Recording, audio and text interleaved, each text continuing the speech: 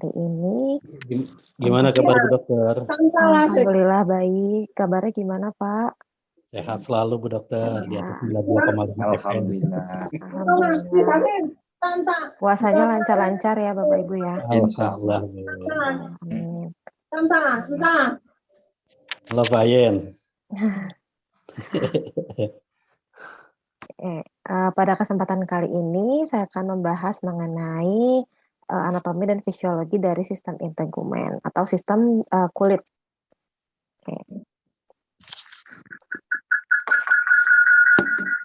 Untuk share screen-nya apakah sudah terlihat?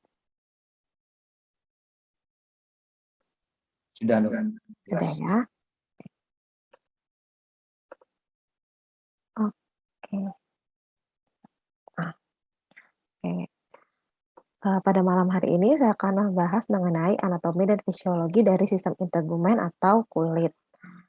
Sebelumnya, sebagai kita tahu sendiri, jadi kulit itu adalah organ terbesar di tubuh kita yang menutupi atau melindungi semua bagian dari tubuh.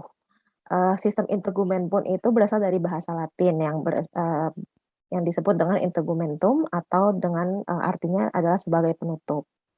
Nah, tapi sistem integumen ini nggak hanya kulit aja, tapi ada rambut, kuku, dan juga ada kelenjar-kelenjar lainnya seperti kelenjar keringat dan juga kelenjar sebasea atau kelenjar minyak. Nanti akan dijelaskan. Nah, ini gambarannya terlebih dahulu. Ini adalah gambaran secara histologi. Jadi ini kalau kulit kita dipotong, ini seperti ini gambaran lapisannya. Yang pertama, jadi kulit ini ada 3 lapisan. Ada yang paling luar, atau ini kulit yang kita yang warnanya coklat ini, itu namanya epidermis, kulit bagian paling luar. Lalu di bawahnya itu ada lapisan namanya dermis, di bawah persis epidermis tersebut. Lalu ada lapisan paling dalam, namanya subcutaneus atau hipodermis, yang terdiri dari banyak kelenjar-kelenjar. Ini biasanya dia ada di lapisan yang paling dalam atau di hipodermis. Nah, ini juga ada folikel rambut, ada di kulit ini juga banyak ada serat-serat saraf tepi, ada reseptor-reseptor dari saraf yang bisa merasakan panas, dingin. Nah, itu nanti akan dijelaskan. Ada juga pembuluh darah, ada arteri, ada vena-vena kecil ya di kulit kita ini. Oke, lalu ada kuku juga. Jadi kuku ini juga ada bagian-bagiannya, ada bagian badan kuku, ada juga ada kuku yang paling luar, ada yang warna putih-putih ini namanya lunula dan juga ada kutikulanya.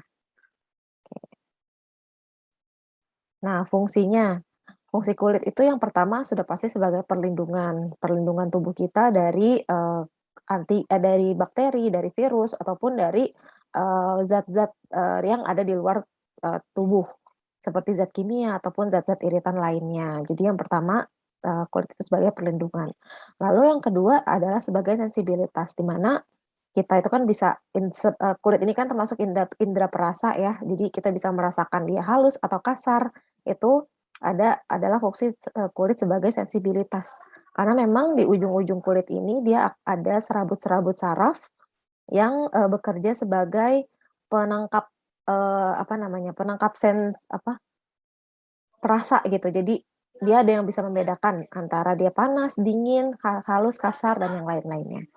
Lalu untuk keseimbangan air, ini maksudnya adalah untuk menjaga kelembapan dari kulit itu sendiri. Gitu. Maka kulit kita nggak terlalu, kadang kan ada kulit yang cenderung sangat kering, ada juga yang lembab. Nah itu adalah kerja dari si sistem kulit tersebut. Gitu. Lalu ada juga pengaturan suhu, di mana saat suhu panas dia biasanya akan mengeluarkan keringat, lalu pada suhu dingin dia akan menjadi lebih kering. Nah itu fungsinya si kulit juga nanti akan dibahas di belakang. Lalu juga dia bisa memproduksi vitamin, salah satunya adalah vitamin D. Oke. Jadi tadi kulit ini kan ada 3 lapisan ya. Yang lapisan paling luar itu namanya epidermis, yang lapisan kedua adalah dermis, dan yang ketiga adalah hipodermis atau jaringan-jaringan subkutan. Nah, di kulit ini juga ada kelenjar-kelenjar. Nah, selain yang pertama ada kelenjar keringat, atau dia ada 2 nanti jenisnya, ada yang kelenjar ekrin dan juga kelenjar apokrin, lalu ada kelenjar sebasea atau kelenjar minyak, ada juga rambut dan juga ada kuku. Nah, kita bahas dari yang epidermis terlebih dahulu. Jadi epidermis itu adalah merupakan lapisan kulit yang paling luar. Dia itu bekerja untuk melindungi struktur tubuh dari serangan mikroba atau virus atau bakteri, benda-benda asing lainnya ataupun zat-zat yang berbahaya untuk tubuh kita. Nah, si epidermis ini pun ada lapisannya. Jadi dia nggak cuma satu lapis aja. Ada 5 bahkan lapisannya. Ada 4, sorry.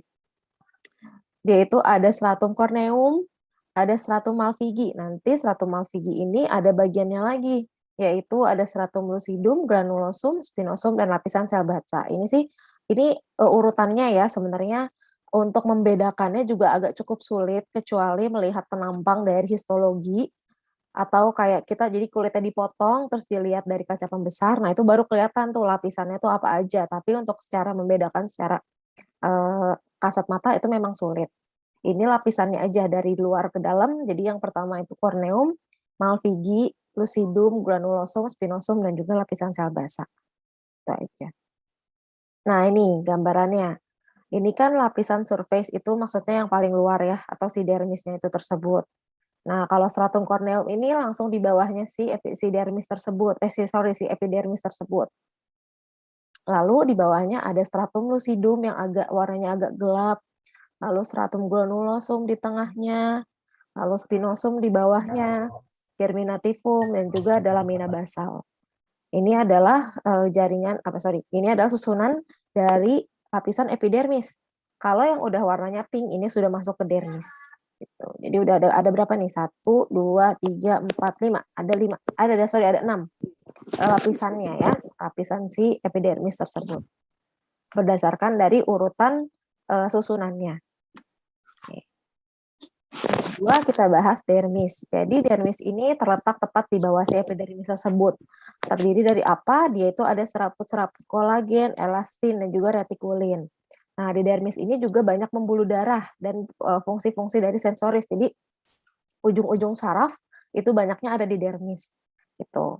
Dia itu pun ada 2 lapisan yang berbeda, namanya lapisan dermis papillari dan juga dermis retikular. Lalu ada jaringan subkutan, di mana ini adalah lapisan yang paling dalam. Nah, ini dia merupakan bantalan ya dari si kulit tersebut. Biasanya dia itu untuk mempertahankan suhu tubuh atau mengatur si suhu tubuh tersebut dan juga penyimpanan dari energi. Oke. Lalu kita masuk ke kelenjar keringat. Jadi kelenjar keringat yang ekrin atau namanya lainnya juga merokrin, ini dia banyak ya di seluruh tubuh. Ada pokoknya dia tuh banyak terdapat di kulit, seluruh kulit kita ini banyak kelenjar keringat kecuali di telinga dan juga di bibir. Nah, fungsinya itu apa? Selain dia bisa mengsekresi atau mengeluarkan keringat, dia itu bisa untuk mengatur temperatur tubuh, bereaksi dalam keadaan emosional, dan juga bereaksi dalam terhadap rangsangan fisiologis. Tuh. Nah, ini gambarannya dari kelenjar keringat. Kelenjar keringat tuh yang kecil-kecil ini, yang bulat-bulat ini. Nah, yang kecil-kecil di dalamnya ini adalah lumennya, itu bolongan yang ada di dalam si kelenjar tersebut. Gitu. Ini penampang histologinya juga. Jadi dilihat dari kaca pembesar, nah ini kelenjar keringat ini kecil-kecil seperti ini. Gitu. Selanjutnya ada kelenjar keringat yang apokrin. Ini kelenjar keringat ini terutama paling banyak itu ditemukan di aksila atau di bagian ketiak, di sekitar puting susu, payudara, lalu di bagian lubang telinga bagian luar, area-area genital, dan juga kelopak mata. Dia ini mulai beraktivitas biasanya pada usia-usia pubertas ya, atau pada usia remaja. Nah, biasanya fungsinya itu dia menyangkut ke hormonal, bereaksi pada perubahan hormon dan juga pada keadaan-keadaan yang emosional. Gitu. Nah, ini gambarannya dari si apokrin tersebut. Sebenarnya agak mirip ya sama si merokrin tadi. Cuman ini lumennya dia agak lebih besar. Kalau tadi kan dia bulat, terus banyak lumen-lumennya di dalamnya kayak full gitu kan, ada kecil-kecil bolongan. Tapi kalau si apokrin ini dia tersusunnya rapi, kelenjar-kelenjarnya dan lumennya itu dia lebih besar, warnanya yang putih ini. Gitu. Nah, ini kalau merokrin itu di sini, kalau apokrin di daerah sini.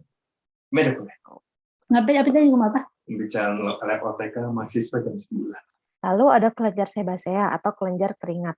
Dia ini terdapat di seluruh permukaan tubuh kecuali telapak tangan dan telapak kaki. Dia itu fungsinya apa? Dia itu memproduksi minyak, terus dia bergabung atau, menyatu dengan trigliserid, kolesterol, dan lilin melalui folikel rambut untuk melicinkan rambut dan juga kulit.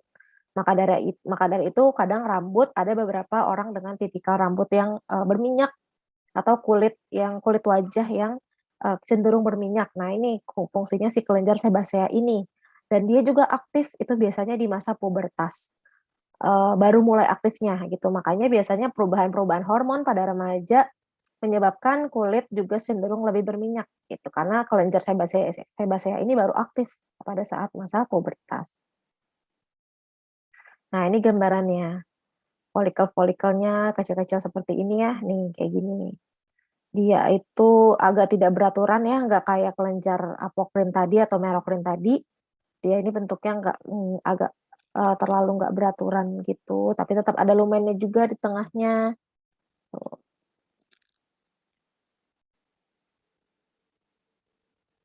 Selanjutnya kita lanjut ke rambut. Nah, rambut ini juga ada di seluruh tubuh kita, kecuali di telapak tangan, kaki, bibir, dan beberapa bagian luar dari genitalia. Fungsinya itu adalah apa? Untuk melindungi kulit kita terhadap pengaruh dari, paparan dari luar. Contohnya kayak alis. Jadi rambut ini yang bertumbuh ini pasti ada fungsinya gitu. Alis itu, untuk fungsinya apa? Melindungi mata. Yang pertama supaya keringat itu tidak mengalir ke mata, yang kedua dia juga bisa untuk menahan, debu-debu halus agar tidak langsung masuk ke mata. Gitu, agar disaring dulu, sama seperti kayak rambut-rambut pada hidung. Jadi kan pada hidung itu kan juga ada rambut, nah itu fungsinya apa? Dia buat menyaring udara-udara atau debu-debu halus yang, masuk, saat kita bernafas gitu. Jadi dia, terhalang, oleh si rambut-rambut yang ada di pada hidung tersebut, gitu, agar dia tidak masuk ke saluran pernapasan. Dia juga, bisa untuk sebagai pengatur suhu, dia untuk mendorong penguapan dari, keringat. Dan juga rambut ini kan dia terbentuknya dari keratin. Pada kulit kepala biasanya pertumbuhan rambut ini sepanjang 3 milimeter per hari. Tetapi biasanya beda-beda ya, setiap rambut gitu. Karena berdasarkan apa? Berdasarkan dari jenis dari rambutnya juga, gitu. Eee, nah, rambut ini dia ada 3 siklus atau, pertumbuhannya itu dia melewati 3 siklus. Yang pertama ada fase anagen, yang kedua ada fase katagen, dan juga ada fase telogen. Itu nanti akan dijelaskan. Nah ini, rambut juga ada jenisnya, ada yang terminal dan juga ada yang halus. Jadi ada yang bisa panjang atau bertumbuh panjang, ada juga yang dia segitu-segitu aja, dia nggak bertambah panjang gitu. Contohnya ya kalau yang terminal atau yang panjang itu dia ada di kepala, ada di alis, dan juga rambut-rambut pada bagian-bagian yang tumbuh pada saat pubertas. Kalau yang velus atau yang pendek halus ini dia yang, ada di permukaan tubuh nih, yang ada di tangan, ada di kaki, itu dia kan, dia mungkin bertumbuh tapi dia tidak, tumbuhnya tidak, sesignifikan rambut-rambut yang ada di kepala atau di alis atau di bagian-bagian lainnya, gitu. Nah, untuk warna rambut sendiri ini dia dihasilkannya oleh sel namanya melanosit, gitu, yang ada di, papila rambut. Jadi rambut itu juga ada bagian-bagiannya, salah satunya namanya papila. Si melanosit ini dihasilkannya di papila dan juga ditentukan oleh gen atau, yaitu, keturunan dari, ras atau, apa namanya, ya keturunan dari si orang tersebut. Nah, rambut ini dia itu bisa ada yang, ada yang tanpa akar, tapi ada juga yang dengan akar, gitu. Jadi ada yang, sorry ini bagian rambut ya, ini itu ada yang, rambutnya ini akar rambut, lalu masuk ke bagian ada keratin, di sini ada keratinnya, bagian keratin ini ada di daerah sini, nanti dia akan bertumbuh, lalu dia akan ke atas, jadi nanti dia akan mengecil nih, menguncup si yang besarnya ini, seiring si rambut itu tumbuh, memanjang, si yang besarnya ini dia akan, menguncup. Ini folikelnya, sorry, folikel rambutnya yang besar ini. Nah ini, kan dia ada 3 fase ya tadi ya, ada yang anagen, katagen, dan juga telogen. Untuk yang anagen ini, dia itu juga kecepatannya sangat-sangat bervariasi. Yang paling cepat tumbuh biasanya adalah rambut pada janggut dan juga, yang kedua itu diikutin sama rambut kepala. Nah, biasanya pada fase anagen ini rambut itu memakan waktu sampai 2 sampai 6 tahun, gitu. Kalau fase anagen ini dia semuanya masih panjang, jadi dari akar sampai ke ujung itu dia masih full gitu, masih utuh. Nah, nanti seiring pada katagen, dia itu, dia akan keluar, tapi dia ada penebalan di bagian, akarnya, atau di bagian jaringan ikatnya dan folikel rambutnya, gitu. Ini fase peralihan namanya. Jadi dia, apa namanya, dari fase kan fase anagen ini fase pertumbuhan, lalu fase fase katagen ini fase peralihan. Lalu ada juga fase telogen di mana ini adalah fase istirahat, dia makin keluar dan biasanya ini berlangsung selama kurang lebih 4 bulan. Nah, untuk, orang-orang dengan masalah rambut rontok itu sebenarnya, normal jika kerontokan itu hanya 50 sampai 100 lembar rambut per hari. Jadi, dikatakan kerontokan tidak normal bila jumlahnya lebih dari 100, tapi kan kita nggak mungkin ya menghitung, ini udah 100 atau belum ya kerontokannya, seperti itu kan. Tapi bisa sebenarnya dikira-kira. Jadi kalau hanya rontok-rontok ringan itu sebenarnya memang, rambut itu ada fasenya. Dia itu akan rontok dengan sendirinya, dan, dia akan berganti gitu, dengan rambut-rambut yang baru. Jadi kalau misalkan ada rontok sedikit sebenarnya kita nggak perlu khawatir, karena memang itu sudah usianya gitu, udah usianya si rambut itu harus, harus rontok dan bertumbuhlah rambut yang baru, tuh. Selanjutnya kita ke kuku. Jadi kuku ini merupakan lempeng, dia itu keras ya karena dia itu dari namanya sel tanduk. Dia itu menutupi ujung dari dorsal tangan dan kaki atau ujung dari, bagian tepi gitu ya, bagian ujung dorsal. Nah, dia itu ada 3 lapisannya atau lempengnya, terdirinya dari pinggir yang bebas, ini yang putih yang biasa kita potong kuku, lalu ada badan kukunya, ada juga akarnya. Nah, untuk yang putih-putih ini namanya kutikula, ya. Lalu ada akar kuku juga di bawahnya. Nah, kuku ini biasanya pertumbuhannya itu juga dia kalau rambut tadi 3 milimeter per hari, kalau kuku ini dia 0,1 milimeter per hari. Dan biasanya jari kuku tangan dan kaki ini berbeda. Kalau misalkan jari kuku tangan itu biasanya bertumbuh selama 17 hari. Tetapi kalau jari kuku kaki itu biasanya, lebih lama, bisa sampai 12 sampai 18 bulan dia panjangnya gitu, ya. Jadi kalau tangan itu dia lebih cepat daripada kaki. Nah, ini gambarannya. Ini kan tadi yang free, bagian kuku yang pembebasan yang free, ini yang, kutikulanya, ini badannya, ini akar-akar kukunya ada di sini. Oke. Nah, ini bagian-bagian dari si kuku tersebut, di mana ada namanya matrik. Matrik itu dia bagian yang hidup. Jadi dia itu yang, membuat si kuku itu bisa terus bertambah. Itu adalah yang berfungsi si jaringan matriks, gitu. Kalau yang linula atau lunula, ini dia adalah yang putih-putih kecil terbentuk di dasar kuku, atau dia sama dengan namanya kutikula tadi, gitu. Lalu ada eponychium, dia itu kulit mati yang terbentuk di sekitar si kutikula, dia ini dapat dihapus atau dipangkas dan cenderung itu lebih banyak pada laki-laki daripada perempuan. Lalu ada paronychium, dia itu kulit-kulit yang hidup di sekitar kutikula.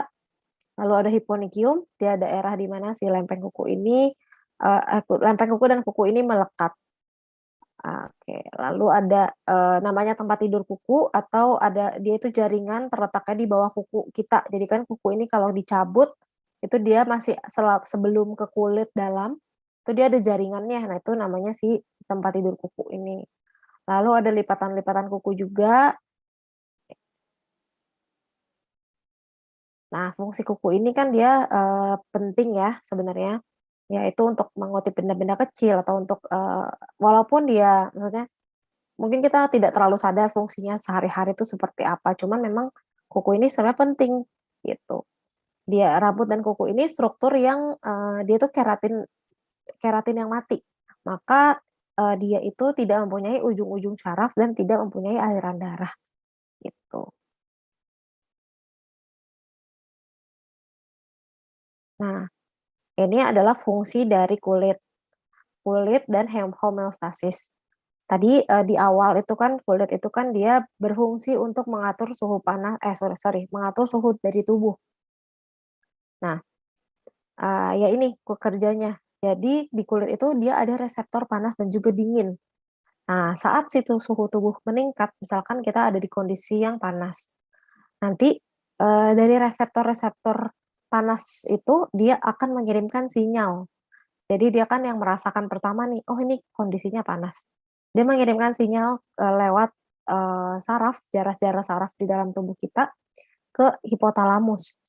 Nah, hipotalamus inilah yang akan nantinya memberikan perintah. Jadi hipotalamus ini ada di otak ya. Hipotalamus yang ada di otak ini akan mengirimkan sinyal. Jadi memberikan perintah mengirimkan sinyal ke kelenjar keringat. Oke, kelenjar keringat, kalian harus melepaskan air di dalam tubuh nih supaya kondisi tubuhnya ini stabil atau suhunya ini lebih stabil untuk mendinginkan tubuh itu sendiri. Karena di luar cuacanya panas, maka kita harus mengatur si tubuh ini supaya nggak lebih kepanasan. Maka airnya dikeluarin, itu fungsinya adalah apa? Untuk mendinginkan si tubuh. Maka keluarlah si keringat dari kelenjar si keringat, gitu. Nah, hipotalamus ini juga akan menyebabkan dari yang tadi dia mengirimkan sinyal ke kelenjar keringat, dia juga akan menyebabkan pelebaran pembuluh darah di kulit jika pada cuaca panas, yang membuat kalau pembuluh darahnya itu melebar, kan otomatis darahnya itu akan mengalir lebih banyak di daerah situ gitu kan. Maka biasanya eee, kulit itu akan jadi memerah. Karena apa? Karena itu pembuluh darahnya itu dia melebar. Jadi makanya orang-orang yang biasanya kulitnya cenderung, putih gitu ya, kalau kepanasan dia kan akan memerah ya warnanya gitu. Nah itu karena apa? Itu karena si hipotalamus tadi, mengirimkan sinyal untuk menyebabkan si pembuluh darah di sekitar kulit itu dia melebar. Maka darahnya itu dia akan mengalir lebih banyak di daerah situ. Nah saat suhu tubuhnya ini menurun atau dia udah, nggak terlalu panas lagi, si kelenjar keringat ini dia akan berkerut atau dia akan mengurangi produksi keringat. Maka, udah mulai kembali normal nih suhu tubuhnya gitu. Dia akan beradaptasi dengan, suhu di luar gitu. Jadi si tubuh itu juga akan menjaga termogenesisnya atau pengaturan dari, suhu di dalamnya juga. Supaya, dengan cara dia meningkatkan laju metabolisme dan dengan menggigil gitu. Nah itu adalah cara si kulit tersebut untuk mengatur suhu yang ada di dalam tubuh kita, supaya tubuh kita itu tidak terlalu jika suhu panas dia tidak terlalu kepanasan, ataupun jika suhu terlalu dingin dia tidak terlalu merasakan dingin. Nah, untuk mempertahankan suhu tubuh dalam rentang normal itu, maka diperlukan regulasi.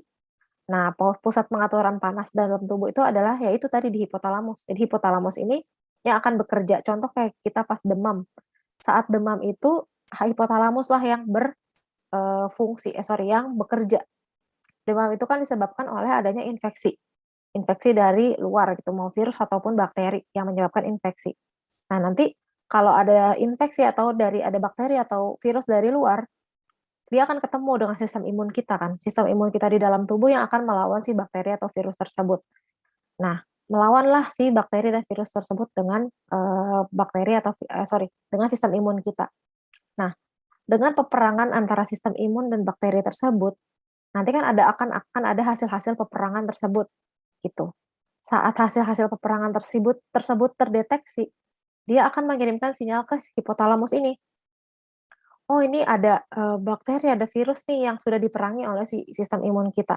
Maka dia harus maka, si hipotalamus inilah kalau, ternyata si sistem imun ini kalah gitu, dia yang akan menaikkan suhu tubuh. Tandanya ada infeksi yang masuk ke dalam tubuh kita. Ditandai dengan adanya demam. Jadi pengaturan suhu tubuh ini memang ada di hipotalamus atau di otak di bagian bawah gitu. Kalau yang di bagian anterior dia pelepasan panas, kalau yang posterior dia penyimpanan. Nah, suhu tubuh normal yang menurut WHO ini adalah 36,5 sampai 37,5. Jadi kalau misalkan ada yang diukur suhu tubuhnya 37,3, 37,2 itu sebenarnya masih belum demam ya, masih suhu normal. Tapi kalau udah 37,6, 37,8, nah itu sudah subfebris atau sudah mulai demam namanya. Gitu. Nah, kulit ini juga dia selain sebagai pengatur suhu tubuh, dia juga menerima rangsang yang tadi. Kulit ini punya reseptor-reseptor sensorik, dia ada untuk nyeri, suhu tekanan atau sentuhan dan juga suhu. Nama-namanya apa aja. Jadi di dalam tubuh kita itu yang di dalam kulit yang paling dalam itu ada namanya badan Meissner. Dia itu ada di ujung jari dan juga bibir, itu sangat sensitif sensitif terhadap sentuhan. Lalu ada juga namanya badan Pacini untuk menanggapi tekanan. Lalu ada juga reseptor suhu yang untuk dingin dan panas. Tapi untuk di kulit itu dia memang lebih banyak yang untuk dingin gitu. Nah, ini namanya. Nah, ini badan Meissner. Ini untuk yang sentuhan tadi. Kalau untuk yang Pacini ada di sini, ini untuk tekanan. Lalu untuk nyeri, reseptor nyeri itu juga ada. Makanya kalau kayak kita ditusuk rasanya sakit atau nyeri, nah ini yang bekerjalah si nociceptor atau reseptor untuk nyeri. Ini adalah termoreseptor atau dia untuk yang panas atau dingin. Gitu. Mereka semua adanya di yang paling dalam ya, lapisan yang paling dalam atau ada di hipodermis. Gitu. Saat kita dicubit, itu ada rasa nyeri, ya ini nociceptor lah yang bekerja. Saat kita menyentuh sesuatu yang kasar ataupun yang sesuatu yang halus, yang bekerja adalah si Meissner. Jika ada tekanan, itu yang bekerja adalah si badan Pacini. Nah, ini sih masuk ke dalam sudah kalau ada gangguan dalam sistem integumen atau sistem kulit. Jadi ada beberapa memang ada beberapa pemeriksaan pada sistem kulit gitu. Yang pertama ada biopsi. Mungkin ada ada yang sudah mendengar ya biopsi itu seperti apa. Jadi biopsi itu diambil jaringannya, nanti dilihatlah di mikroskop dan dilihat. Jadi gini, ada sel-sel yang khas pada jaringan jika mengalami suatu perubahan. Sel contoh adalah ada namanya sel Datia. Sel Datia ini adalah khas pada orang-orang dengan tumor. Jadi jika misalkan ada suatu benjolan, ada satu benjolan tumbuh, maka disarankan biasanya untuk dilakukan, apalagi biasanya kan kalau benjolan itu dilihat dulu ya benjolannya ini gimana, keras atau lembek, atau kira-kira ini isinya massa ataukah cairan, atau dia itu bisa bergerak atau enggak kalau digoyang-goyangkan gitu. Biasanya kalau memang sudah ada indikasi, oh ini kayaknya dia keras, padat, tidak bisa digerakkan, ini lebih baik ada di biopsi atau diambil jaringannya dilihat. Nah, kalau misalkan memang dilihat di mikroskop selnya ini khusus khas oleh sel tumor, nah itu bisa diagnosis dengan adanya jaringan tumor. Tetapi memang tumor itu juga banyak jenisnya. Nah, nggak cuma satu tumor aja gitu kan, dia ada tumor ganas dan tumor jinak dan juga itu banyak lagi macam-macamnya tergantung dari lokasi dan jaringan yang terdeteksi di biopsi kulit tersebut. Itu makanya dia indikasinya adanya nodul atau benjolan yang asalnya itu tidak jelas dan biasanya ada juga yang nodulnya atau benjolannya dia ada lepuhan, makanya biasanya diarahkan untuk dibiopsi. Oke, lalu ini ada patch test. Patch test ini untuk orang-orang yang mau tahu sebenarnya dia mempunyai alergi terhadap apa gitu. Jadi orang-orang pada bawaan alergi atau yang memang suka kambuhan alerginya biasanya disarankan untuk patch test atau namanya ada juga nama lainnya skin test. Jadi kalau patch test ini dia sih ditempel ya. Jadi misalkan ada beberapa zat yang nantinya akan ditempelkan ke kulitnya. Jadi dilihat yang mereaksi yang mana. Biasanya kalau dia alergi terhadap zat itu dia akan bentol atau kemerahan atau jadi gatal, panas dan segala macam. Tapi kalau untuk yang skin test, itu biasanya disuntikan juga bisa. Jadi disuntikanlah zatnya ke kulit kita, tapi nggak dalam ya, cuman mungkin di bagian dermis aja, di bagian dermis aja, cuman untuk lihat. Nanti kan kalau disuntikin zat tersebut tuh biasanya dia benjol. Nah, kita ditunggu lah si benjolan tersebut, dia bakal bereaksi atau enggak. Kalau dia bereaksi menjadi lebih panas, lebih gatal, lebih merah, nah itu biasanya dia berarti alergi terhadap bahan tersebut. Gitu.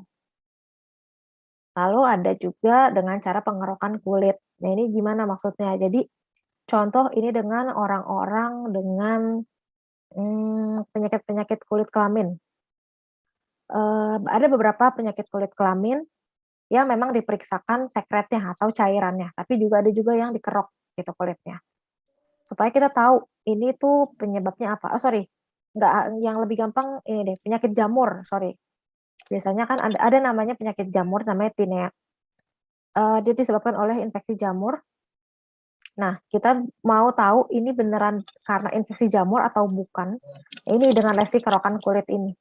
Nanti jadi dari kerokannya itu sudah diambil, jadi dikeroknya itu kayak pakai kaca yang buat di mikroskop gitu ya, dikerok, terus ditempel gitu di mikroskop, terus dilihatlah di jaringan mikroskop. Jika di kerokan kulit tersebut terdeteksi adanya badan-badan jamur atau bagian-bagian dari jamur seperti hifa atau yang lainnya, nah ini berarti oh memang ini dia terinfeksinya oleh jamur, bukan jenis yang lain gitu.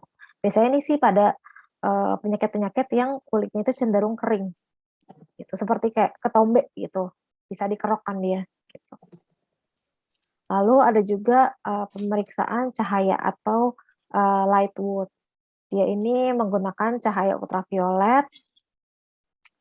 Nanti kalau misalkan jadi di center gitu pakai cahaya ultraviolet, dia akan kelihatan warnanya ungu gelap atau khas. Gitu. Dia biasanya memang harus pertama ruangan itu harus gelap, makanya si cahaya UV ini dia bisa bekerja gitu. Lalu ada tes Zhang. Tes Zhang ini biasanya pada penyakit-penyakit seperti herpes ataupun varicella zoster atau cacar ya, atau herpes juga. Dia ini diambil nanti jaringan si kulitnya, diwarnain dengan pewarna khusus. Nah, itu masih nanti bisa dilihat. Jadi kan penyakit-penyakit di bawah ini seperti herpes, varicella, herpes simplex ini kan dia disebabkannya oleh virus ya. Nanti akan kelihatan. Oh, memang ini dia positif herpes zoster, tapi memang biasanya kalau jarang dilakukan sih untuk yang Abuzan Zeng ini. Gitu. Nah, ini perubahan-perubahan warna yang ada di kulit kita. Ini menandakan dia kenapa sih gitu. Contohnya yang pertama ada cyanosis atau dia warnanya kebiru-biruan. Biasanya ini yang terdeteksi pertama itu di bibir. Kita bisa lihat yang paling sering itu adanya di bibir, kuku juga bisa, di mukosa-mukosa mulut juga bisa. Nah, ini disebabkan karena apa? Biasanya karena kekurangan oksigen atau penurunan ikatan dari penurunan kadar hemoglobin. Nah, orang-orang dengan cyanosis ini biasanya yang pertama memang mungkin karena ada gangguan dari paru-parunya karena memang oksigen ya yang kekurangan, atau bisa juga karena adanya penyakit jantung gitu. Dan juga ada penyakit pada abnormalitas dari hemoglobin atau ada gangguan dari sel darah, atau juga bisa dengan karena udara dingin ya. Kalau udara dingin ini ya nanti kalau misalkan dia udah suhunya udah kembali normal, dia akan hilang dengan sendirinya. Tapi kalau untuk penyakit paru-paru, jantung, dan yang lain ini, dia nggak akan kembali normal, walaupun suhu tubuhnya sudah kembali normal. Gitu. Lalu ada jaundice atau kekuningan, atau warna kuning kehijauan. Nah, kuning kehijauan ini biasanya menandakan ada sesuatu yang terjadi pada heparnya atau livernya. Gitu. Pertama bisa kita lihat di mana di mata dan ataupun kulit. Tapi kalau kulit itu biasanya untuk orang-orang yang cenderung kulitnya coklat gelap, itu dia tidak terlalu kelihatan. Tapi kalau mata atau yang sklera itu yang putih-putih di mata, itu dia akan kelihatan banget. Nah, biasanya orang-orang dengan infeksi hepatitis A, B, ataupun C, gejala yang paling terlihat adalah jaundice atau kekuningan pada daerah sklera mata. Gitu. Lalu ada palor atau dia pucat. Ini dia penurunan warna dari kulit. Nah, ini biasanya terjadi karena ada penurunan aliran darah. Contohnya ya kayak kita ngikat dari kita pakai karet gitu kan, kita tunggu, nanti kan dia akan lama-lama dia nggak merah gitu kan, jadi pucat warnanya. Nah itu sih biasanya terjadi ya karena ada aliran darah yang tidak lancar gitu. Makanya darahnya itu tidak bisa terdistribusi atau bersirkulasi dengan baik gitu. Lalu ada juga eritema atau kemerahan dari kulit. Nah, ini bisa terjadi karena banyak penyebabnya, bisa karena demam atau bisa juga karena adanya infeksi atau peradangan pada kulit, tergantung eh, jenisnya seperti apa. Gitu. Nah, ini ya. Kalau pale atau pucat tadi atau pallor, biasanya dia karena orang-orang yang anemia atau orang-orang yang kehilangan banyak darah gitu. Kalau dia kemerahan itu atau namanya eritema, bisa juga karena dia ada peradangan atau dia ada luka bakar atau dia ada keracunan dari karbon monoksida. Kalau dia warnanya pink atau flushing, itu biasanya dia karena adanya demam. Biasanya bayi itu kalau demam itu dia akan memerah mukanya. Nah ini, atau warnanya pink karena demam atau biasa juga karena ada hipertensi. Lalu ada yang warnanya ungu, keunguan atau memar ya. Maksudnya ekimosis ini adalah memar. Itu adanya trauma di jaringan-jaringan lunak di dalam kulit kita. Gitu. Jadi kayak kebentur, itu kan dia akan menimbulkan pecah pembuluh darah di dalam. Tapi hanya ini pembuluh darah yang kecil gitu, bukan pembuluh darah besar. Nah, kan dia pecahnya di dalam, dia nggak bisa kemana-mana dong tuh si darahnya. Maka dia akan mengembang di situ aja. Nah itu makanya yang menyebabkan warnanya menjadi ungu. Itu adalah si darah tersebut yang tertahan di dalam kulit. Lalu ada blue atau kebiruan atau namanya tadi cyanosis. Dia itu karena kekurangan oksigenasi. Lalu ada kekuningan atau jaundice. Ini biasanya dengan penyakit-penyakit orang dengan sakit-sakit liver atau ginjal. Atau orang-orang biasanya juga dengan kelainan sel darah merah bisa terjadi, tapi biasanya nggak terlalu kelihatan kalau yang orang-orang dengan kelainan sel darah merah ini. Ada juga yang warnanya menjadi kecoklatan atau lebih gelap maksudnya, tan. Dia ini ya bisa karena memang ethnic variation atau karena sukunya, atau bisa juga dengan paparan sinar matahari, bisa juga karena kehamilan. Memang biasanya orang-orang yang sedang hamil ini kan dia warna kulitnya akan lebih kegelapan atau kalau kita garuk, itu biasanya kulit kita akan menjadi lebih gelap. Nah, ini juga bisa menyebabkan. Dan juga ada orang-orang dengan kondisi namanya penyakit Addison disease. Gitu. Lalu ada tipe-tipe lesi atau tipe-tipe gangguan pada kulit nih. Ada banyak sebenarnya, tapi ini yang paling sering. Makula, papula, nodul, vesikel. Ini akan dijelaskan. Nah, untuk makula tersendiri, ini dia adalah perubahan warna kulit. Jadi dia itu permukaan kulit tetap rata, tetapi warna kulitnya berubah. Contohnya adalah freckles atau bintik-bintik pada wajah. Jadi kalau orang-orang yang ras luar negeri itu biasanya mereka punya freckles di di mukanya, itu karena ada makula ini. Kelainan kulitnya namanya makula. Tapi dia permukaan kulitnya mah biasa aja, datar, nggak ada benjolan, nggak ada apa gitu. Lalu ada juga papula atau kutil. Dia benjolan pada kulit, tetapi dia keras gitu, solid. Pas kita tekan, dia itu nggak lembek atau nggak bisa digerak-gerakan. Ya udah dia kayak papul aja, maksudnya kayak kayak keras gitu. Lalu ada juga vesicle atau dia itu kayak lepuhan. Ini biasanya banyak pada orang-orang dengan sakit cacar. Dia ini isinya adalah air. Makanya orang-orang dengan sakit cacar itu kalau dia pecah isinya air. Cacar air kan makanya. Nah, ini namanya vesicle. Bulatannya itu namanya vesicle-vesicle. Lalu ada namanya wheat. Ini dia seperti bengkak kayak kalau kita digigit nyamuk ya.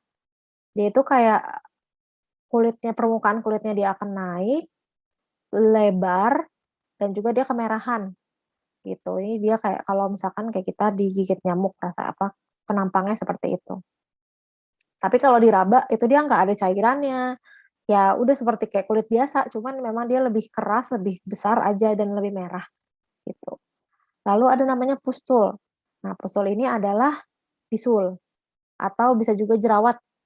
Jerawat dengan nanah itu namanya pustul. Dia itu seperti apa ya? Seperti bulatan isinya nanah, apa ada cairannya, ada matanya gitu kan. Jadi kalau dia pecah yang keluar itu cairan kuning itu namanya nanah. Beda dengan vesikel. Kalau vesikel itu isinya air, tapi kalau pusul ini isinya nanah. Karena biasanya dia karena infeksi bakteri. Gitu.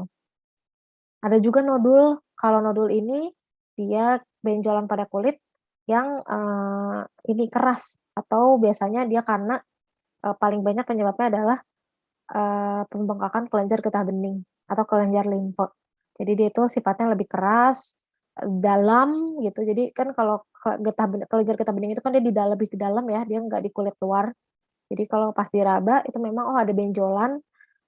Biasanya kita suka sadar kalau ada benjolan di leher atau di belakang telinga orang-orang dengan jadi kan gini, kelenjar getah bening itu akan membengkak jika si orang tersebut mengalami infeksi atau ada sakit gitu kan, ada infeksi virus ataupun bakteri. Yang bekerja paling dulu yang mana, itu adalah kelenjar getah bening di daerah leher, di daerah apa nih namanya, belakang telinga gitu ya, yang bengkak duluan. Makanya biasanya orang-orang yang sedang flu atau pilek, batuk pilek, itu dia kalau ngerasain ada nih benjolan-benjolan kecil-kecil dia kayak tumbuh di sini, nggak tumbuh sih, misalnya teraba di sini gitu. Nah, kalau memang, dirasakan, oh ini dia tumbuh pada saat kita lagi sakit aja, nah itu memang sih nodul dari pembengkakan kelenjar getah bening. Tapi jika saat kita flu-nya itu sudah sembuh, tapi ternyata kok masih ada ya benjolannya, itu tuh yang harus diperiksakan, gitu. Lalu ada juga kista. Kista ini sebenarnya, benjolan yang isinya adalah air. Jadi bedanya dengan si, vesikel itu apa? Kalau kista ini dia lebih dalam, terjadinya di kulit yang paling dalam, paling bagian dalam. Kalau si vesikel ini kulit yang paling yang bagian luar, atau di epidermis dan juga dermis. Tapi kalau kista ini dia di bagian dalam. Makanya dia biasanya, bisa terdeteksi jika dengan menggunakan USG. Kalau kita lihat secara kasat mata ataupun kita raba itu kita biasanya nggak terlalu, apa ya, nggak terlalu kelihatan atau kita nggak bisa melihat, "Oh ini kista nih," gitu. Dan biasanya dia besar ukurannya, gitu. Dia keras, dia besar, tapi sebenarnya isinya air, cairan, itu kista. Ya. Nah, sudah selesai untuk materinya. Jika, ada yang mau ditanyakan silakan. Assalamualaikum, Bu Dokter. Iya, waalaikumsalam. Mahudi Bu Dokter, Bang Gobang. Ini mau nanya nih, untuk rambut itu pada gatal dan rontok penyebabnya apa ya Bu Dokter ya? Rambut gatal dan rontok. Oke. Mhm. Jadi sebenarnya penyebabnya banyak ya. Memang kalau gatal apalagi dan rontok, bisa yang pertama ya karena, kebersihan. Misalkan, sebenarnya rambut itu nggak boleh dikeramas setiap hari, normalnya itu adalah 2 hari sekali, gitu. Bisa juga karena memang tidak cocok dengan produk yang dipakai, itu bisa juga menyebabkan kegatalan pada rambut. Kalau untuk yang rontok itu, nah itu harus kita lihat dulu, kerontokannya itu seperti apa. Kalau misalkan tadi kan masih normal 50 sampai 100 ya, per harinya itu dia masih normal. Tapi kalau misalkan dia, udah kok banyak banget ya ini rontoknya. Yang pertama itu kita harus lihat dulu, apakah pemakaian samponya seperti apa, apakah cocok atau tidak dengan, rambut kita. Yang kedua bisa karena stres juga. Hormonal-hormonal yang ada di dalam tubuh itu juga bisa berpengaruh. Karena ya tadi, kelenjar-kelenjar itu dia, bekerja sama dengan hormon juga untuk mengatur yaitu, pertumbuhan rambut dan segala macamnya. Jadi stres itu dia juga berpengaruh. Yang ketiga ya mungkin karena ada penyakit-penyakit tertentu. Yang keempat bisa karena dengan kekurangan nutrisi atau protein, gitu. Mhm. Ini dokter, kebetulan kan putri saya sendiri gitu ya. Mhm. Jadi karena gatal gitu, akhirnya dicabut satu lama botak gitu. Jadi karena gitu Oh. kasihan. Nah, Heeh. umur berapa Pak kalau boleh tahu? Umur 16 tahun, Oh. perempuan. Nah, mungkin itu sebenarnya lebih pertama dikaji dulu dari penggunaan, alat samponya dulu. Oh gitu Bisa ya? dilihat iya, kalau misalkan memang ada ketidakcocokan, coba diganti dulu. Nah, Heeh. nanti ditemukan dulu, karena kan kalau misalkan, kalau sebenarnya nggak boleh dicabut ya, kalau misalkan misalnya kalau gatal gitu nggak boleh dicabut. Karena itu Iya. nanti akan menjadi kebiasaan gitu sih sebenarnya. Kalau misalkan Heeh. langsung dicabut-cabut aja gitu. Kita kaji dulu dari yang paling sederhana aja dulu, dari penggunaan samponya seperti Oke apa, oke. lalu pola Heeh. pembersihan rambutnya seperti apa, apakah memang keramasnya, jarang atau ya udah 2 hari aja 2 hari sekali, kita patokin dulu 2 hari sekali.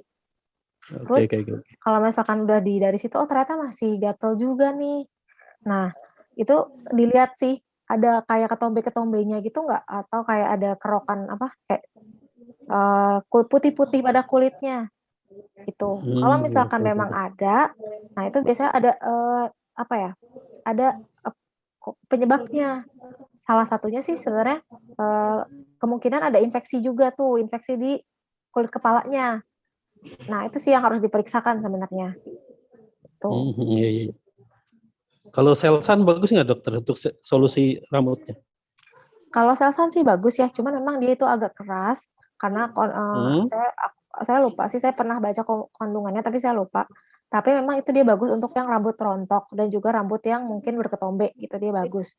Tapi memang dia itu agak bikin membuat rambut kering, itu aja sih. Tapi kalau misalkan Oh bisa diimbangi gitu. dengan pemakaian kondisioner atau pelembut rambut itu sih nggak masalah, gitu. Oke oke. Makasih dokter. Ya, sama-sama. Ya, dokter. Iya, selamat malam. Selamat malam. Ya, mau tanya itu kalau umpama kita menggunakan semacam tonik ya, gimana nutrisi rambut itu. Mhm. Seberapa persen sih efektivitasnya? Sedangkan rambut itu kan tumbuh dari dalam. Kalau dari luar itu kalau kita memakai nutrisi atau pelembab dan sebagainya itu banyak. Itu sebenarnya berpengaruh sangat efektif atau berapa persenkah dia bisa memberikan efektivitas kalau dioleskan dari luar ya, tidak dengan di oral atau makan itu. Nah, oke. Oke, jadi sebenarnya itu beda-beda ya, tergantung jenis dari toniknya atau vitaminnya. Karena memang beberapa vitamin atau tonik itu dia kandungannya berbeda. Misalkan kayak presentase, karena dia kan itu kan banyak ya biasanya kandungannya. Ada termasuk alkohol juga, atau ada pewangi juga, parfum, atau ada zat-zat vitamin-vitamin lain yang untuk memang sifatnya untuk pertumbuhan rambut atau untuk menutrisi rambut. Gitu. Nah itu sebenarnya kita lihat lagi dari kadar masing-masing kandungannya itu. Tapi kalau untuk efektivitasnya, sebenarnya saya juga kurang tahu pastinya berapa, tapi sebenarnya itu tidak banyak. Jadi mungkin hanya sekitar 20-30% aja untuk menutrisi rambut.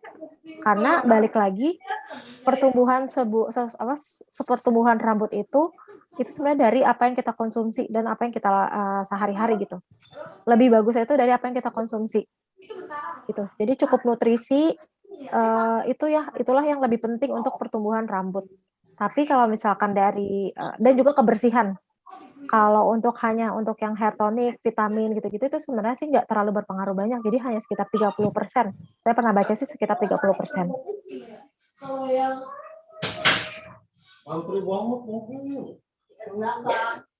Terima kasih dokter. Iya, sama-sama, Pak. Ini kali ya. Lewat apa Starbucks ya? Ya, dokter. Iya, silakan. Ya, berkaitan dengan kerontokan rambut tadi, dokter. Iya. Ada yang rontoknya itu hanya memutar sedikit gitu, dokter. Tetapi nanti kalau itu sudah tumbuh, nanti pindah di tempat lain. Nah, itu ada masalah apa? Kemudian adakah hubungannya dengan organ-organ tubuh untuk kerontokan tersebut? Terima kasih. Mungkin ada kelemahan di bagian apa dalam organ tubuh dalam atau gimana? Terima kasih. Oke, jadi memang kebotakan itu dia ada jenisnya ya, namanya kan dia alopecia. Nah, dia itu ada yang namanya alopecia areata, ada 3 sih saya ingat ada 3, alopecia areata, alopecia totalis, dan juga alopecia universalis. Kalau areata itu dia memang yang botaknya itu hanya di titik-titik tertentu aja di kepala kita. Lalu ada juga yang totalis, itu dia yang merata gitu seluruhnya gitu di botaknya. Terus ada yang universalis, itu dia nggak cuman di kepala aja, tapi rambut tubuh yang lain tuh juga dia rontok seperti itu. Pertama, memang penyebabnya itu adalah yang pertama dari jenis kelamin. Laki-laki itu lebih rentan menyebabkan kebotakan atau alopecia. Jadi yang paling banyak itu kasusnya pada laki-laki. Yang kedua, dari ras itu juga berpengaruh gitu. Yang ketiga juga dari usia.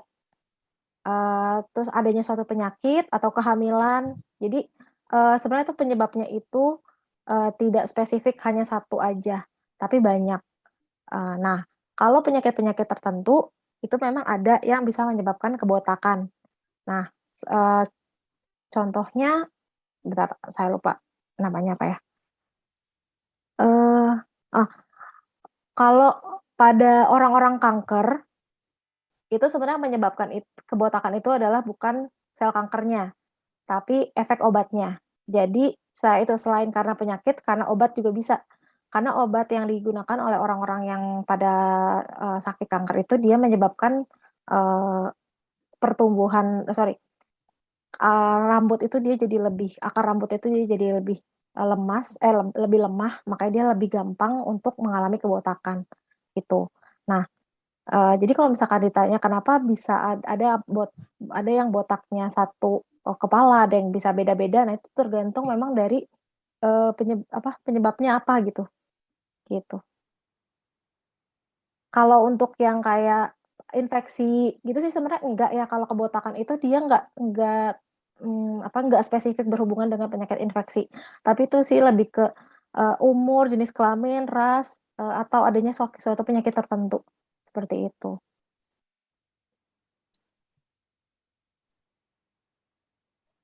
Apakah Itu ada lagi? apa namanya? Menandakan ada kelemahan dari organ tubuh dalam enggak, dokter? Oh, Apa tidak ada hubungannya? enggak sih. Kalau Enggak. untuk kebotakan yang normal, karena dikarenakan usia itu enggak ada hubungannya dengan organ dalam. Tetapi kalau memang untuk mereka beberapa yang mengalami kerontokan rambutnya karena suatu penyakit, nah itu berdasarkan memang karena ada penyakitnya. Gitu. Tapi kalau untuk yang karena usia, jenis kelamin itu enggak. Ya, terima kasih, dokter. Iya, sama-sama.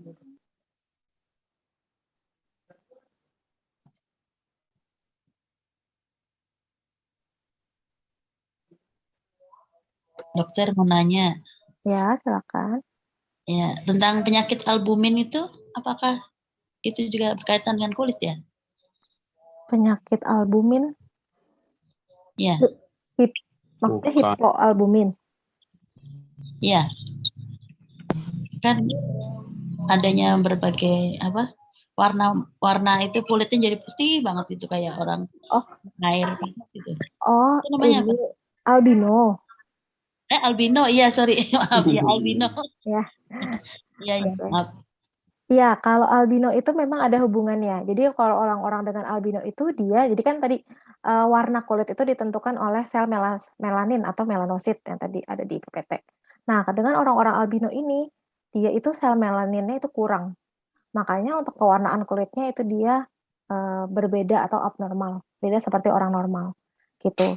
Sebenarnya itu dia sama dengan kasusnya dengan orang-orang ras orang barat ya. Nah, itu sebenarnya kan nggak jauh beda ya, perbedaan warna kulitnya. Cuman kalau albino ini, dia itu sangat-sangat kekurangan, gitu. Si sel melaninnya. Gitu. Tapi memang tidak ada, tidak ada eh, kerusakan yang sangat-sangat parah itu enggak. Hanya sel melaninnya itu aja dia di bawah orang normal. Seperti itu. Berarti tidak bahaya ya? Sebenarnya itu Maksud- berbahaya jika dia terpapar sinar matahari terus-terusan. Karena paparan sinar matahari, sinar UV itu kan dia bisa kalau dia terpapar terus-terusan gitu ya. Orang-orang dengan sel melanin yang cenderung lebih rendah itu lebih mudah untuk terkena kanker kulit. Apalagi dengan dia terkena paparan sinar matahari yang terus-terusan. Itu dia akan memicu kanker kulitnya jadi lebih cepat gitu. Oh ya. Terus yang berkaitan dengan ini ada tambahan lagi tentang tadi kan kalau Eropa misalnya itu kebanyakan kok rambutnya Halo, pirang gitu, mohon penjelasannya. maaf Ibu tadi agak keputus-putus.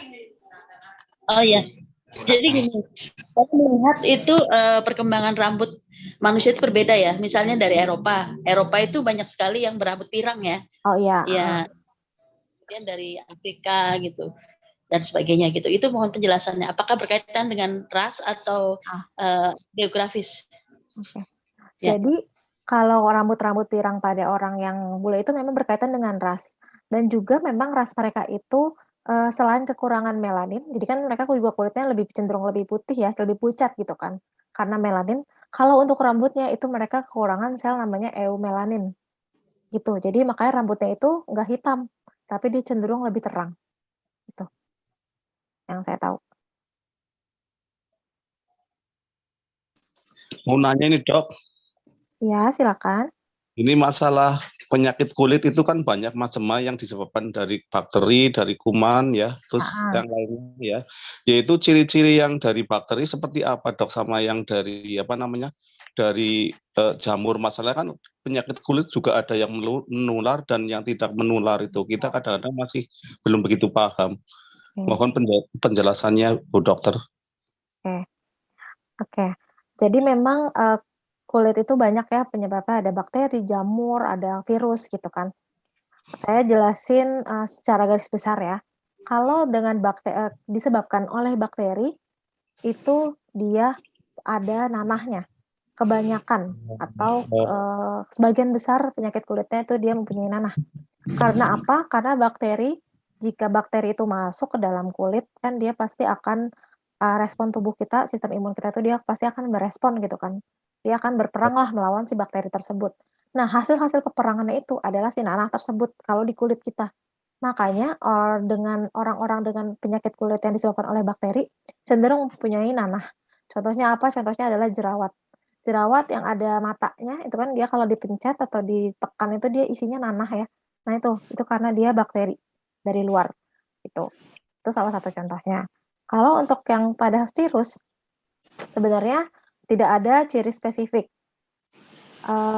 Tetapi biasanya kalau virus itu dia selain dari penampang kulitnya, maksudnya dari ciri khas kayak, oh ini dia ada benjolan, oh ini dia ada gatel gitu, sebenarnya bisa dilihat sih dari kondisi orang tersebut.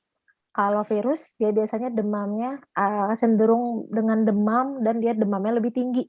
Berbeda dengan orang dengan infeksi kulit bakteri. Kalau bakteri dia bisa demamnya dengan sedang-sedang aja, tapi bisa juga nggak demam gitu. Tapi kalau virus ini dia cenderung demamnya tinggi. Contoh dengan orang-orang dengan virus cacar air ataupun dengan herpes. Nah, kalau orang-orang dengan cacar air ini kan dia gejalanya itu biasanya demam, lesu, letih, itu muncul bintik-bintik pada tubuh, isinya air gitu. Kalau orang-orang dengan herpes itu dia muncul herpes. Jadi gini, kan kalau si cacar air itu dia karena virus varicella zoster. Kalau herpes itu dia karena herpes zoster. Sebenarnya virusnya ini sama. Orang-orang dengan sakit herpes itu adalah orang dengan pasti dia mempunyai riwayat sakit cacar sebelumnya. Karena apa? Karena herpes itu bisa timbul karena virus cacar tadi itu tidak tuntas 100% di tubuh orang tersebut. Maksudnya gimana? Jadi orang yang misalkan saya pernah kena cacar, saya berobat tapi mungkin saya nggak berobatnya tuntas gitu. Saya berobat ya udah, tapi saya nggak minum obatnya lagi gitu. Saya udah ngerasa sembuh dah. Tapi sebenarnya si virus itu tuh dia masih ada di dalam tubuh. Dia hanya ngumpet aja. Dia ngumpetnya di mana? Di sel-sel di serat-serat saraf. Di jalur-jalur saraf yang ada di tubuh kita. Saat imun kita turun, nah dia akan muncul lagi dengan bentuk herpes. Seperti itu. Itu makanya orang-orang yang dengan herpes itu pasti ada riwayat sakit cacar sebelumnya. Mungkin dengan pengobatan yang tidak adekuat gitu. Itu contoh kalau yang infeksi virus. Kalau jamur, dia itu lebih gimana ya?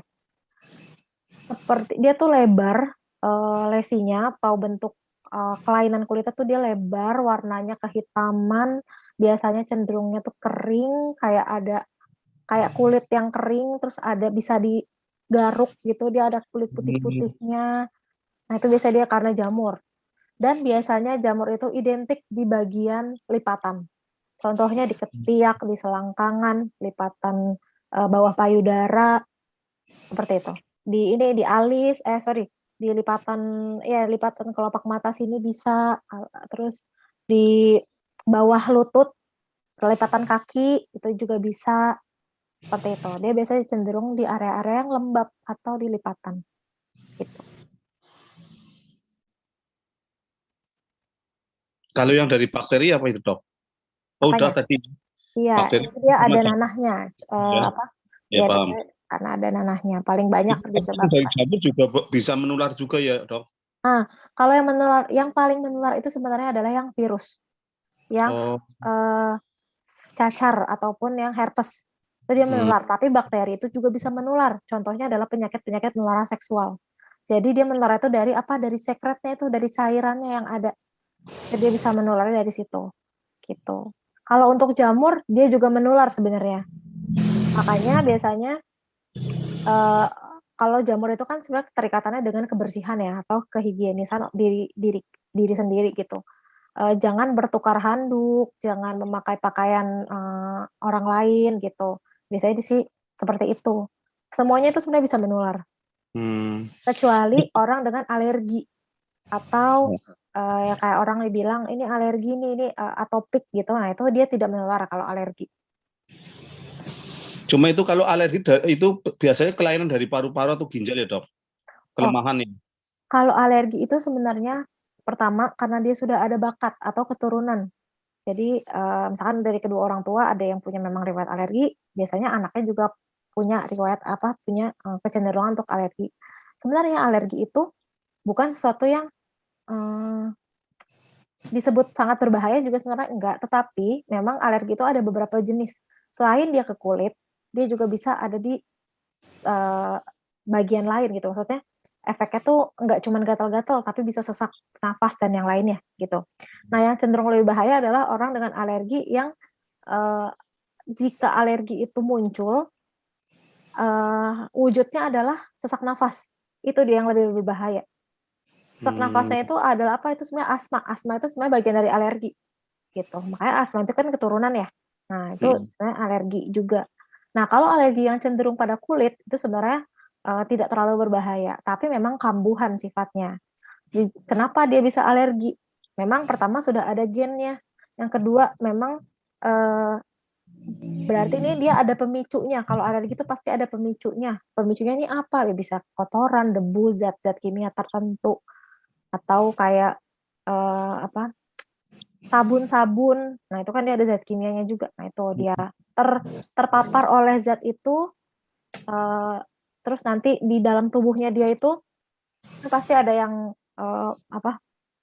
kalau ada zat kita misalkan terpapar sesuatu, pasti kan dia mengenali nih di dalam tubuh kita, sistem imun kita nih bakal mengenali ini zatnya ini gitu.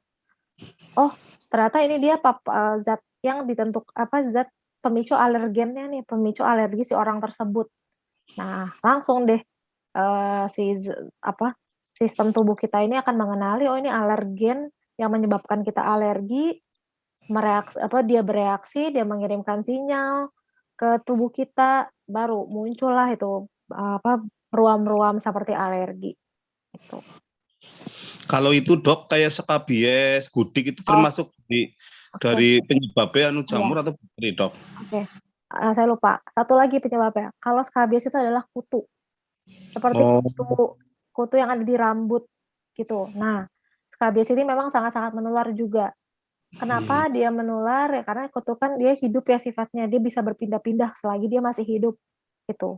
Nah, makanya biasanya skabies ini cenderung pada orang yang hidup dalam satu kelompok berbarengan gitu. Dan memang harus diputus rantainya gitu. Kalau penyakit skabies ini harus orang tersebut itu harus dipisahkan dulu gitu. Dan memang menular juga kalau skabies. Oh, itu dari kutu berarti ya. Kalau kutunya masih di kulit ya tetap masih bisa menular ya, Dok? Iya, betul. Paling-paling itu diputus rantai dengan cara itu ya, dijauhkan atau mungkin baju-bajunya harus itu ya, Ya. di air panas ya, Dok? Iya, betul, direndam air panas, terus jangan bertukar baju atau handuk terlebih dahulu, dan juga bisa pakai salepnya itu, apa namanya, obat skabiesnya. Itu, Hmm, obat skabies itu dia bisa membunuh dari stadium telur sampai dewasanya si kutu tersebut. hmm. Terus itu, Dok, apa, misalnya seperti itu terjadi ya, Dok, Mhm. itu berarti semua harus dijemur, harus itu semua ya, harus dipanasin semua ya? Iya, betul. Jadi dari kasurnya. Itu Kenapa? ada pantangannya enggak kan misalnya ada penyebab dari bakteri, dari jamur, Mhm. terus dari apa, virus dan dari apa, kutu, itu tetap makanan harus ada pantangannya, Dok? Kalau untuk makanan sih nggak ada ya, untuk kecuali orang dengan alergi. Kalau orang Oh, alergi, dia bisa pemicunya karena makanan. Tetapi mhm, kalau orang dengan infeksi bakteri, virus, jamur, ataupun skabies tadi, dia nggak ada pantangan makanannya. mmm. Ya terima kasih, Dok, ilmunya ini jadi nambah lagi. Iya, terima kasih banyak, pertanyaannya sangat-sangat bagus, Pak. Oke.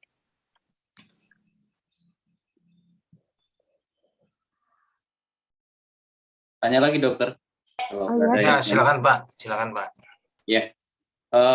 Kalau seseorang dengan alergi ya, ada kan orang yang alergi. Saya itu ada alergi dengan pepohonan, jadi kayu.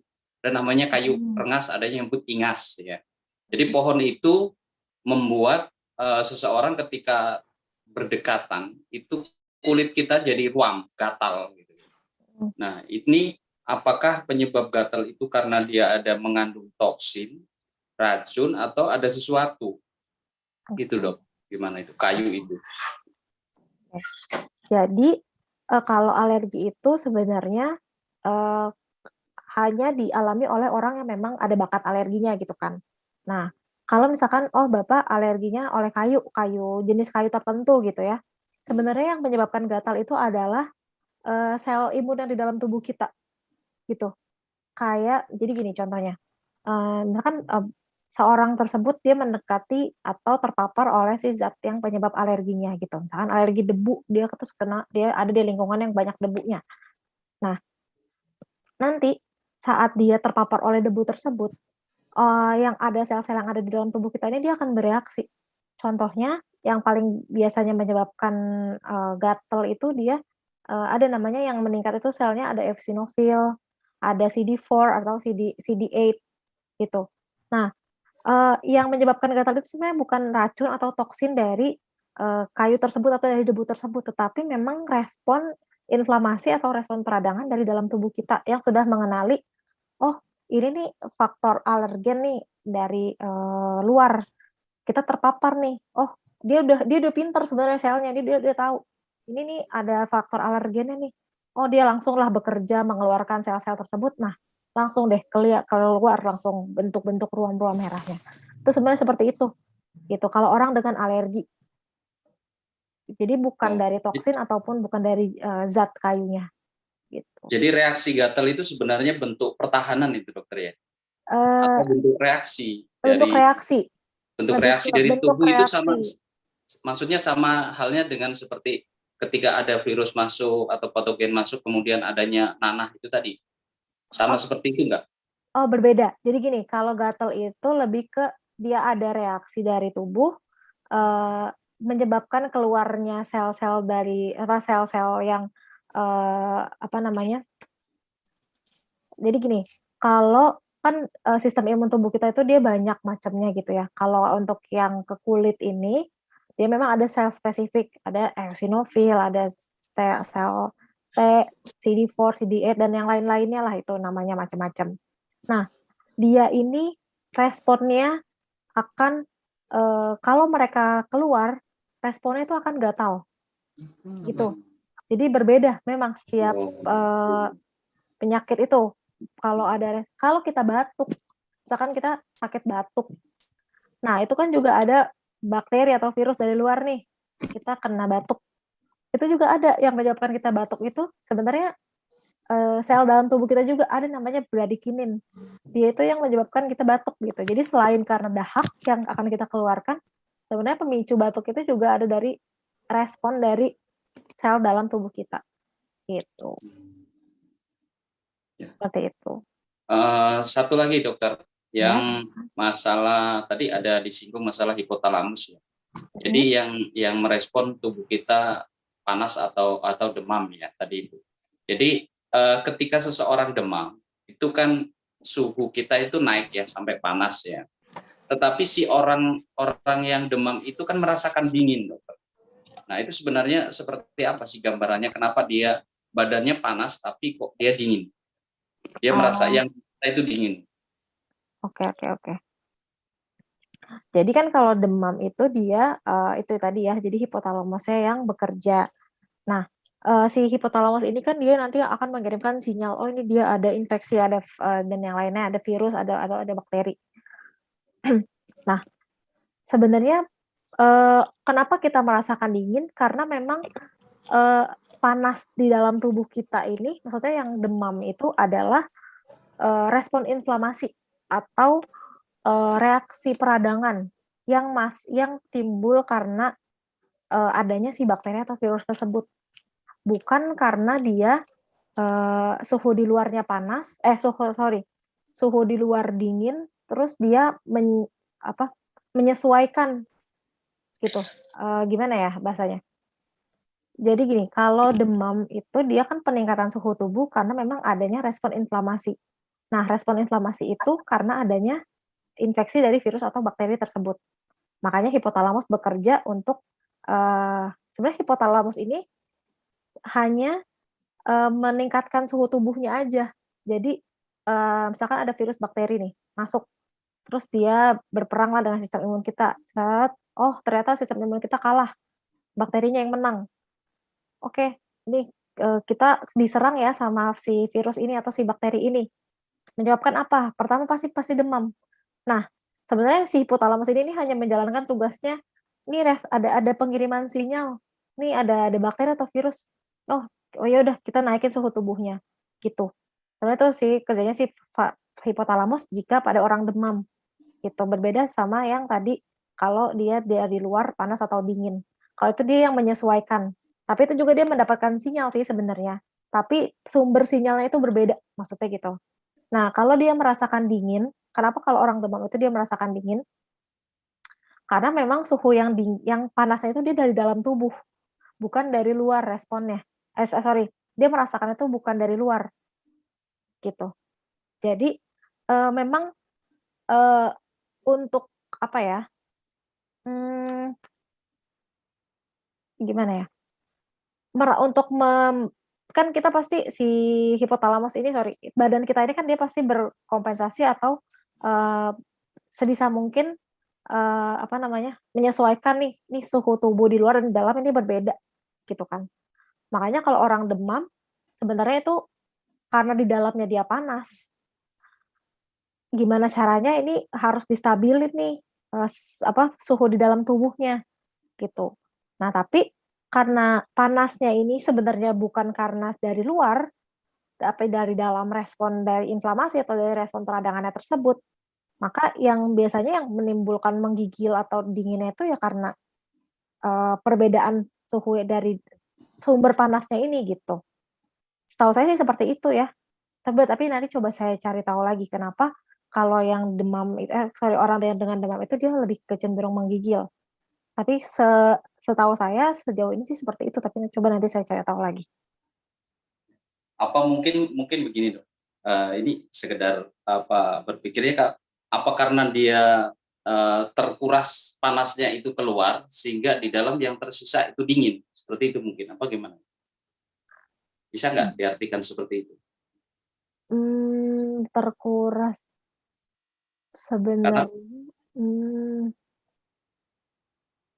sebenarnya sih kalau dibilang terkuras juga saya bingung juga nih kalau terkuras. Sensasi dinginnya itu kan sebenarnya dia ngerasanya dari luar ya? Ya, orang yang demam itu kan ketika dipakai termometer itu kan suhunya naik tuh panasnya. Tetapi si orang yang punya badan tadi yang demam itu kan merasanya menggigil, kedinginan.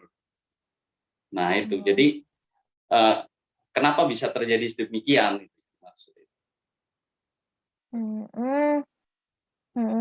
Jadi memang sebenarnya kalau menggigil itu sih juga sebenarnya memang untuk respon tubuh untuk menyamakan suhu tubuh di antara di dalam sama di luar. Karena adanya infeksi dari si virus dan bakteri tersebut. Seingat saya sih seperti itu, tapi kalau untuk mekanisme jelasnya, saya detailnya tuh dia kenapa dia menggigil atau apakah yang diserang atau apakah yang menyebabkan dia menggigil itu saya juga agak lupa. Tapi setahu saya itu dia mekanisme untuk menyamakan suhu antara di dalam dan di luar. Makanya karena kalau demam itu kan dia dari dalam suhunya. Nah, untuk menyamakan dengan suhu luar itu dia responnya itu menggigil. Seingat saya sih seperti itu. Tapi coba nanti saya coba cari tahu dulu, takutnya saya salah. Nanti saya konfirmasi lagi deh kalau saya udah dapat jawabannya ya, Pak ya. Oke, makasih dokter. Iya, sama-sama.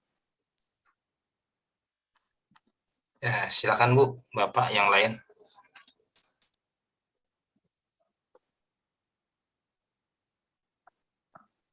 Itu kan di chat ada Pak, di chat dibaca Pak.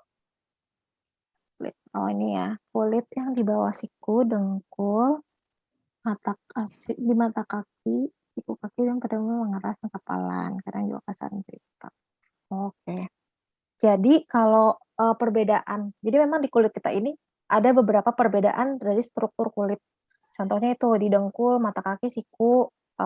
Kenapa dia cenderungnya lebih keras? Karena memang lapisan kulitnya itu dia lebih cenderung berbeda dari kulit yang lain. Itu sama aja kayak bibir, itu kan dia lebih cenderung lebih lembut gitu. Nah, kalau misalkan karena dia mengeras atau kapalan, itu biasanya dia karena lebih sering terpapar atau kulit tersebut itu digunakan terus-terusan gitu. Makanya dia bentuknya jadi cenderung lebih keras. Kalau misalkan sedikit gatal karena memang dia itu area-area yang apa ya namanya ya? Bukan lipatan sih, area-area apa sih ini? Sorry, aku bahasanya apa ya?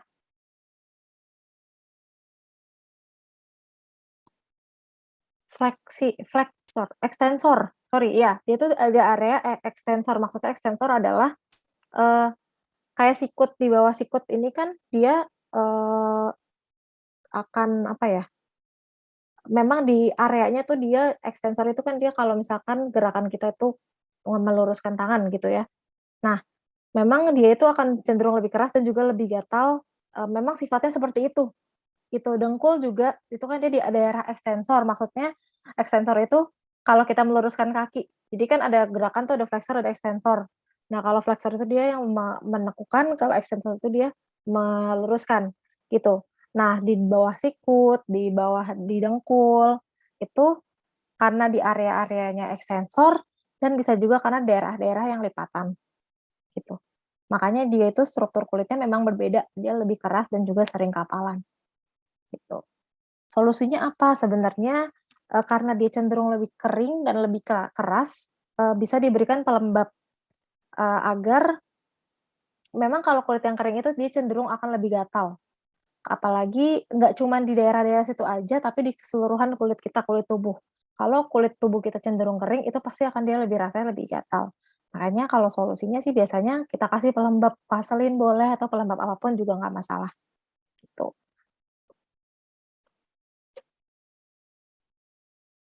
Jawaban oke, ini apakah faktor geografis berpengaruh berkaitan? Sebenarnya kalau faktor geografis itu lebih ke faktor ras dan keturunan sih. Kalau geografis karena cuaca gitu maksudnya ya, sebenarnya enggak juga, enggak mempengaruhi, tapi memang karena keturunannya. Orang-orang yang dengan ras western atau yang bule gitu, dia lebih cenderung kekurangan melanin dan juga eumelanin tersebut, gitu. Tapi kalau geografis karena cuaca atau letak negaranya sih sebenarnya enggak juga sih.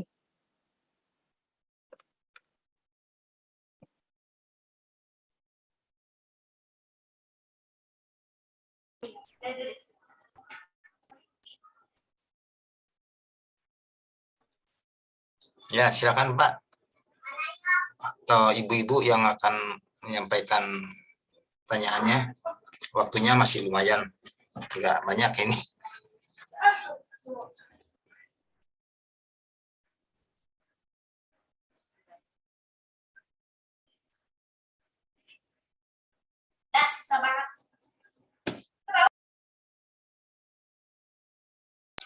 Pak Iwan, silakan Pak Iwan kalau mau bertanya Pak Iwan. Lagi di jalan pasar susah. Oh. Dok, yang tadi berkaitan tadi saya kayaknya belum jelas deh yang tadi. Yang Saya kan mana? di chat lagi. Yang tadi Yang ya. geografis ya? Iya itu gimana? Belum puas jawaban saya. Oke, jadi apakah pengaruh? Kalau geografis itu sebenarnya enggak, tapi yang berpengaruh itu adalah ras dan keturunan, genetiknya, gitu. Karena memang genetik, orang Asia dan orang, cenderung Eropa atau Amerika itu kan berbeda ya strukturnya. Nah, yang membuat mereka itu cenderung kulitnya lebih putih, rambutnya lebih pirang itu adalah dari ras dan, gennya. Yaitu tapi yang sangat berpengaruh itu adalah sel melaninnya. Karena memang kan ada beberapa juga orang sana yang rambutnya itu sebenarnya mereka gelap, coklat tapi gelap, gitu. Jadi kalau faktor geografis itu sebenarnya nggak mempengaruhi, tapi lebih ke faktor gen dan juga rasnya, dan sel melaninnya tersebut. Semakin dia sel melaninnya itu semakin rendah kadarnya, dia akan semakin terang warnanya, atau, kalau di rambut itu sel eumelaninnya, gitu. Jadi kalau orang-orang yang memang albino gitu ya, itu memang sel melaninnya itu sangat rendah kadarnya di dalam tubuhnya. Kekurangan, sangat-sangat kekurangan gitu. Tapi kalau yang dia, bulenya misalnya putih tapi dia tidak albino, itu dia, tidak sekekurangan si orang-orang pada sel albino. Karena albino itu nggak cuman kulit biasanya, tapi kayak mata, alis, rambut, itu semuanya kan dia juga warna jadi ikutan putih, gitu. Kalau yang ras keturunan orang barat itu kan biasanya rambut dia masih ada yang coklat gelap, alis juga dia masih ada yang lebih ke warna coklat gelap, gitu. Untuk pengaruh dari matahari juga ya dok, misalnya karena kan daerah seperti kutub utara atau daerah Eropa itu kan kurang sinar matahari ya, apakah itu juga pengaruhnya paparan sinar matahari itu? Kalau paparan kurang sinar matahari itu sih sebenarnya, jujur saya kurang tahu sih ya, tapi, setahu saya sih sebenarnya nggak terlalu mempengaruhi. Cuma nanti coba saya cek dulu, iya, saya sih kurang tahu kalau dari paparan saya sinar mataharinya. Mungkin karena memang perbedaan waktu di sana, kayak misalkan mereka di sana waktu gelapnya lebih lama gitu daripada waktu siangnya gitu ya. Itu saya kurang tahu sih sebenarnya. Oh iya iya. Kalau satu lagi tentang penyakit kulit herpes tuh dok, itu kayaknya banyak sekali kasus. Yang itu bagaimana penanganan untuk? Oke, herpes zoster ya?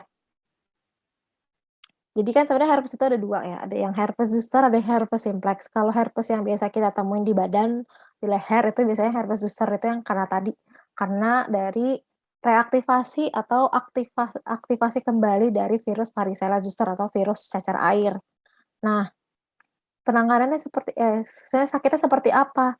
Biasanya itu dia timbul kayak, lepuh-lepuhan atau kayak bintil-bintil isinya air di leher atau di bagian perut atau di bagian dada. Tetapi dia itu sangat unik. Dia itu biasanya hanya di bagian satu dermatom aja. Maksudnya gimana? Satu dermatom itu adalah satu bagian tubuh aja. Contoh, bagian tubuh kanan ya udah dia di kanan aja timbulnya. Satu bagian kiri aja. Kalau ditanya kenapa? Karena memang dia seperti itu sifatnya. Dia itu si virus tersebut itu dia itu mengumpet atau dia itu hidupnya di bawah atau di balik namanya ganglia saraf yang ada di tubuh kita. Makanya dia itu mengikuti ganglia saraf tersebut. Di mana ganglia saraf kita itu kayak, dia itu pasti kayak kan saraf-saraf di bawah kulit kita nih ada nih saraf-saraf yang makanya kita bisa merasakan gitu. Nah, dia tuh bersembunyi tuh di balik si ganglia-ganglia saraf itu. Makanya dia sekali lihat timbul, dia pasti satu aja tuh. Kalau kanan, kanan semua, kiri, kiri semua gitu. Dia bersembunyi di situ. Nah, itu dia unik memang seperti itu. Rasanya kayak gimana penyakitnya? Dia pasti panas, perih, gatel bisa, dan dia sangat menular gitu. Makanya biasanya jangan disatukan handuknya, bajunya itu jangan disatukan dengan orang-orang yang sedang menderita herpes. Untuk penanganannya diberikan antivirus karena cenderungnya orang-orang herpes ini adalah orang-orang yang dengan sistem imun tubuhnya itu sedang rendah. Biasanya banyak ditemukan dengan orang-orang dengan diabetes mellitus atau dengan sakit gula karena memang mereka sistem imunnya rendah atau pada anak kecil biasanya juga banyak yaitu kita berikan antivirus dan kita perkuat sistem imun tubuhnya dengan diberikan vitamin atau obat-obatan simptomatik atau sesuai dengan gejalanya. Biasanya dia gejalanya demam, timbul bintik-bintik, nah bisa kita berikan obat demam dan kita berikan obat antivirus pada si orang tersebut. Bisa dalam bentuk obat antivirus dalam bentuk tablet atau asiklovir kalau sering dengar, atau bisa juga dalam bentuk olesan atau salep. Salepnya asiklovir juga gitu. Dan memang itu dia biasanya sembuhnya agak lama ya, dan kalaupun bintil-bintilnya itu sudah hilang, tapi rasa sakitnya itu dia bisa bertahan sampai 3 bulan atau namanya post herpes neuropathy, gitu. Kalau pernah dengar? Walaupun udah nggak ada nih wujud si bintil-bintilnya, tapi kalau dipegang itu rasanya pasti masih sakit. Karena apa ya itu? Karena dia itu hidupnya itu di bawah ganglia sarafnya itu. Karena sarafnya itu kan dia saraf nyeri gitu kan. Karena ada si virusnya tadi hidup tersebut, maka dia masih membekas lah intinya, istilahnya, masih membekas lah si bekas-bekas si virus tersebut atau mungkin bangkai-bangkai virusnya. Maka ganglia sarafnya ini kan dia sudah terkena ya, sudah terinfeksi oleh si virus tersebut. Untuk mengembalikan suatu sel saraf, sembuh itu dia butuh waktu yang lama. Makanya itu dia bisa, bertahan biasanya sampai 3 bulan untuk, rasa nyerinya, biasanya. Tapi nggak semua orang sih ya, ada juga yang memang jika sembuh bintil-bintilnya nanti rasanya sembuh, tapi juga ada beberapa kasus yang dia bertahan gitu sampai bisa 3 bulan, tuh. Baik. Itu, kayak anak pondok tuh ya, Dok.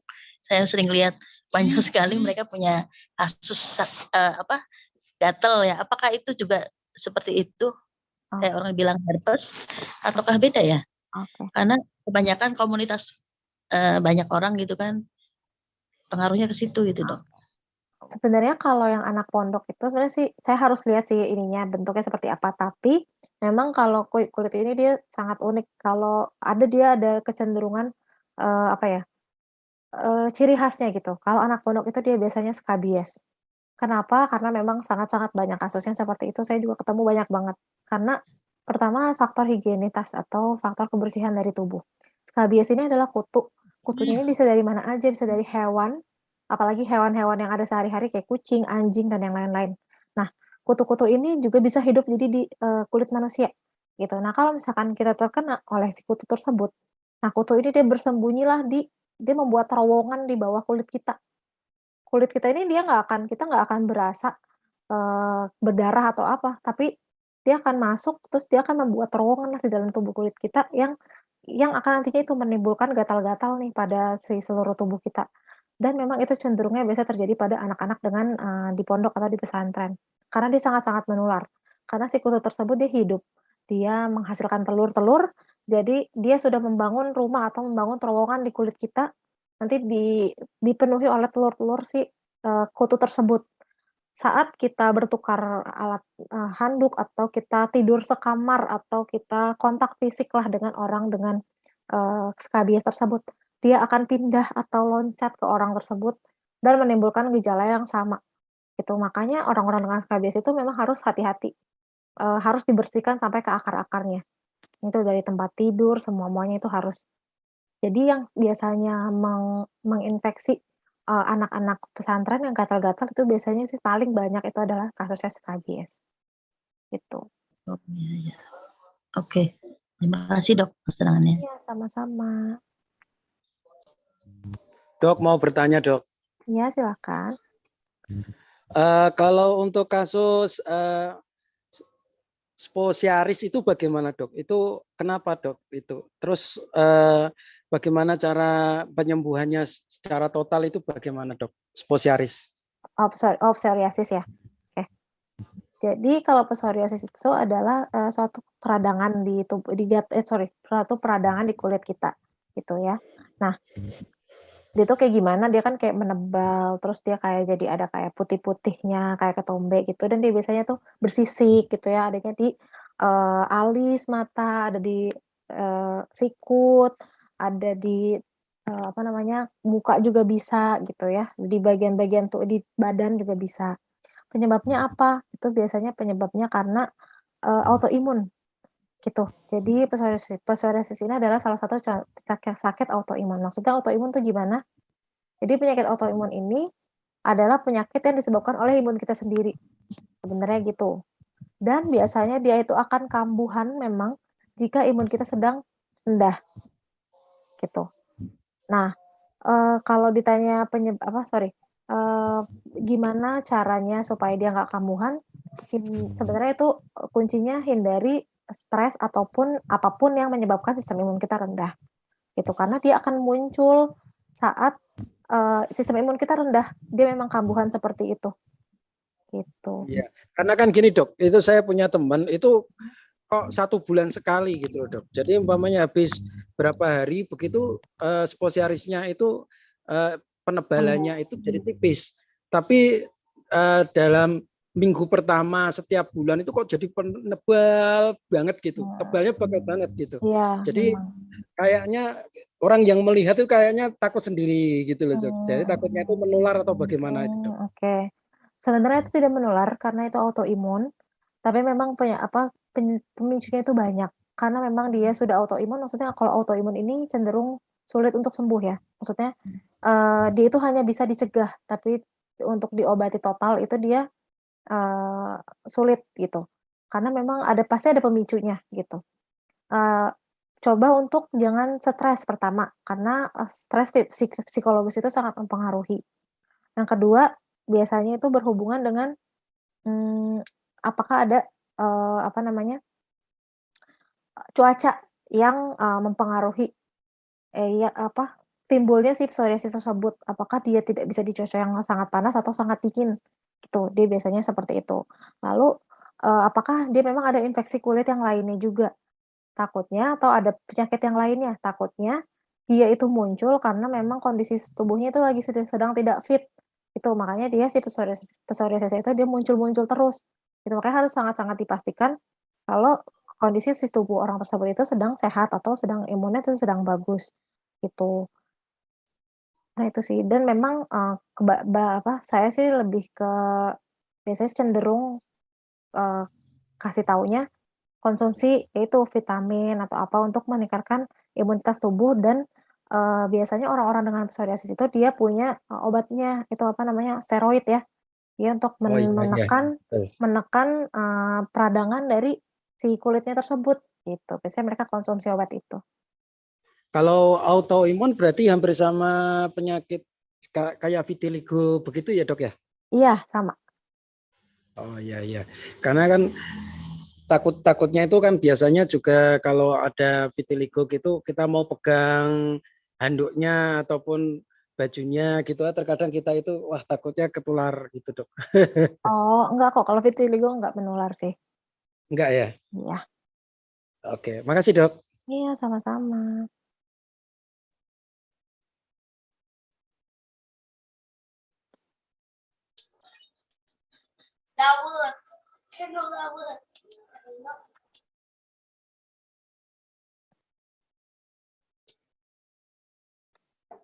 Ya, silakan Pak. Silakan Bapak yang mau bertanya. Pak Iwan nih sekarang udah posisinya udah ada di rumah nih. Silakan Pak Iwan.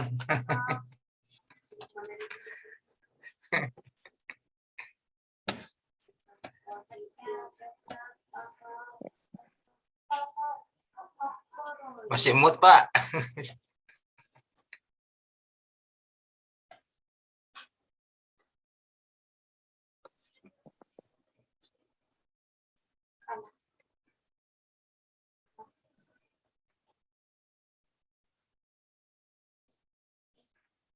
Saya lagi aja deh kalau nggak ada.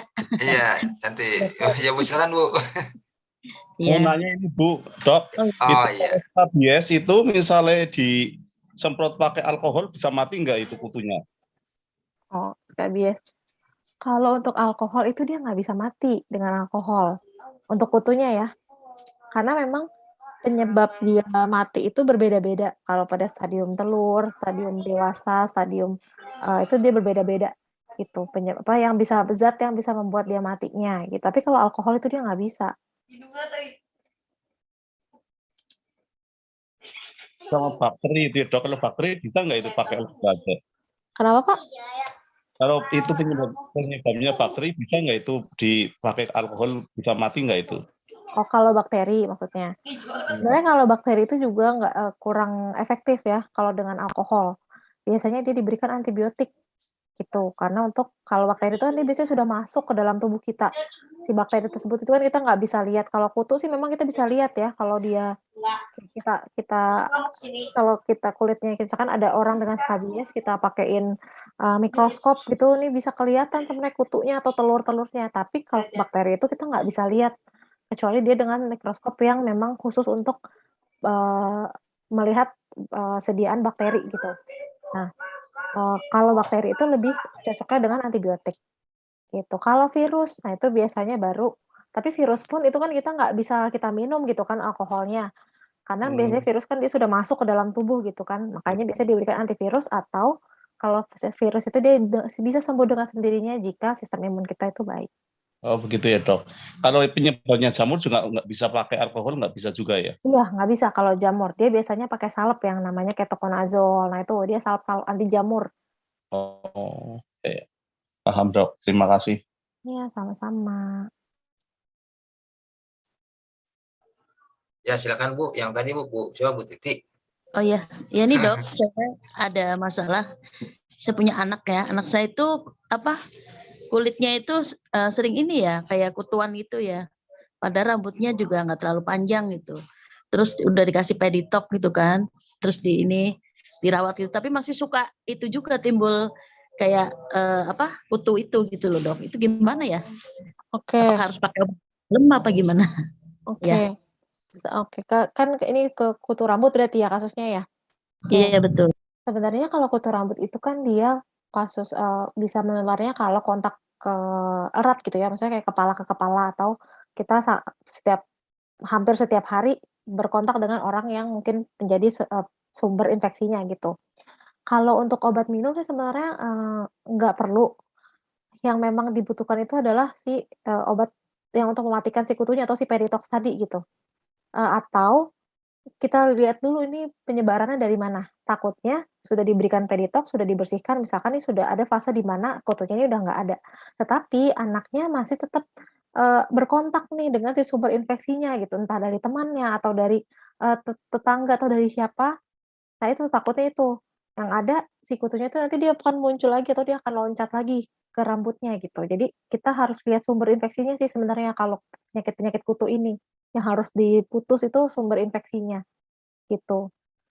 Dan kalau bisa misalkan, tidurnya jangan bersamaan terus sama orang lain gitu atau, dibersihkanlah itu dari kasur-kasurnya, direndam air panas, dijemur. Nah itu biasanya dia akan mati pada suhu tertentu, ada beberapa yang mati pada suhu tertentu gitu, kutu-kutu itu. Tapi ya memang kalau kutu rambut itu biasanya paling efektif itu sih pakai yang peditox itu dia kandungannya. Tapi kalau lihat dari ini kan sih tidur sendiri gitu kan, anak kos kan jadi tidur sendiri. Papa sendiri Dok saat ini. Cuma masih gitu loh, makanya bingung juga gitu. Dulu kan memang bareng gitu kan ada beberapa orang, sekarang kan udah sendiri gitu. Tapi ya sering ini gitu loh, sering. Tapi kemarin memang pernah dikasih apa tuh rambutnya merah tuh kayak apa sih namanya? Smoothing apa tuh? Apa pengaruh juga ya? Catok crown rambut. Iya, Ya. yang warnanya berubah Iya. itu. Diwarnain gitu. Sebenarnya sih kalau untuk zat-zat kimia itu sebenarnya dia nggak mempengaruhi, tapi mungkin di temannya gimana? Kalau misalkan dalam sehari-hari dia masih berkontak dengan temannya yang memang punya juga atau kucing di rumah atau ada anjing. Nah itu sebenarnya sumber kutunya itu tuh bisa dari hewan soalnya. Apakah dia Oh, punya kontak erat dengan kucing atau dengan enggak juga, anjing di rumah atau dengan hewan-hewan peliharaan lain gitu. enggak sendiri masih. Maksudnya Sendiri enggak ya? ada iya. Tapi maksudnya sampai apa? Kalau pas dilihat itu saya masih banyak kah atau ada telur-telurnya aja gitu? Mungkin telur-telurnya kali ya. Soalnya saya udah long distance ya sama anak. Jadi Oke oke sering oke. ini aja sih curhat katanya. Masih saya bingung loh. Padahal kan dia kos kan sendiri gitu kan. Hmm, Tapi kok masih ya gitu. Padahal udah pengen terus gitu. Oke. Iya.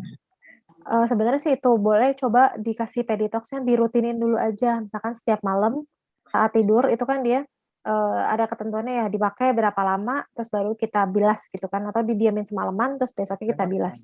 Ya, coba dirutinin pakai itu dulu aja. Terus hindari kontak sama rambut orang lain. Maksudnya kalau misalkan keluar gitu pakailah penutup rambut atau topi atau kalau dia muslim boleh berjilbab juga boleh gitu. Nah, kalau misalkan memang dia tidak mau pakai yang lain ya boleh pakai topi atau yang lain juga nggak masalah. Ya itu tapi hindari kontak dengan orang lain dulu. Terus kita biasanya sih diobservasi dulu, misalkan kita lihat dulu 1 minggu atau 2 minggu setelah pemakaian, apakah memang masih ada nih kutunya atau masih ada nih telur-telurnya gitu. Iya. Coba dirutinin aja dulu pakai itunya. Soalnya biasanya kalau penyebab kutunya ini itu pasti ada sumber penularannya. Kalau misalkan dia sudah sendirian, takutnya ini dari orang terdekatnya atau misalkan dari tetangga atau teman kosan yang sering main ke kosan atau ya di kampus suka nyender atau apa sama temennya gitu kan takutnya kontak rambut. Nah itu. Jadi pengaruh ya. Oke, baik. Satu lagi yang soal kasus flek hitam itu ya, Dok. Dengan kulit ya. Itu akibat apa ya, Dok? Orang itu mudah flek hitam itu di wajah itu di kulit. Oh, oke pakai kalau flek kayak kehitaman di muka gitu ya. Iya. Oke. Sebenarnya kalau flek hitam itu kan dia berarti ada perubahan warna kulit gitu ya. Macam-macam juga penyebabnya. Pertama bisa karena garukan. Misalkan kayak kita gatel, kita garuk terlalu banyak, nah itu nanti bekas garukan itu dia bisa jadi lebih hitam.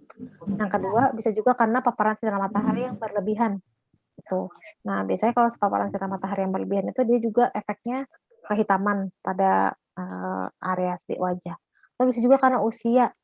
Karena usia, sel-sel kulit kita ini kan dia berubah ya, maksudnya berdegenerasi gitu, dia semakin tua. Nah, bisalah muncul sih flek-flek hitam tadi, gitu. Tapi sih biasanya nggak membahayakan sih kalau misalkan karena usia atau karena garukan. Gitu. Berarti untuk karena itu. Untuk ini menghilangkan flek hitamnya apakah harus dengan bahan kimia atau bagaimana atau kita bisa dengan herbal gitu? Atau kita akupuntur apa gimana gitu, Dok?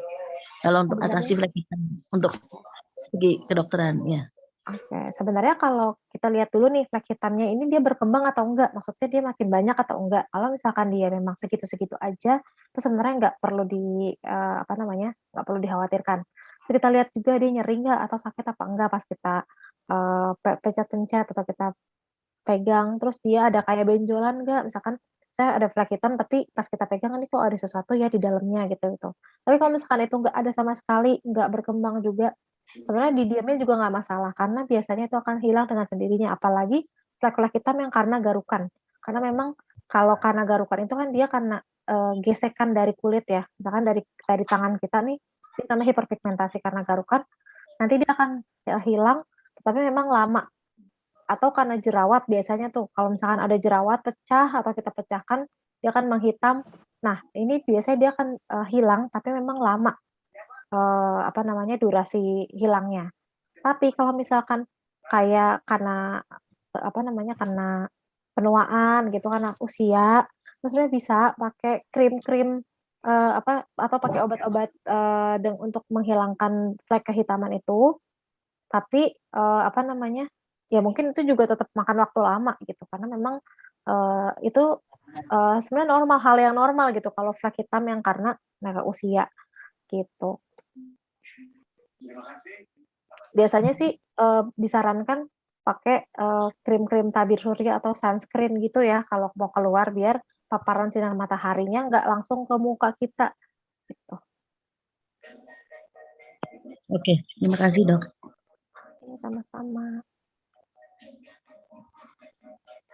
Dok, mau tanya satu lagi, Dok. Dok, kalau melanoma itu bahaya nggak, Dok? Melanoma maksudnya? Ya, melanoma. Itu bahaya, itu cara mengatasi. Oke. Mohon maaf sebelumnya saya ada kenalan kah yang terkena melanoma gitu?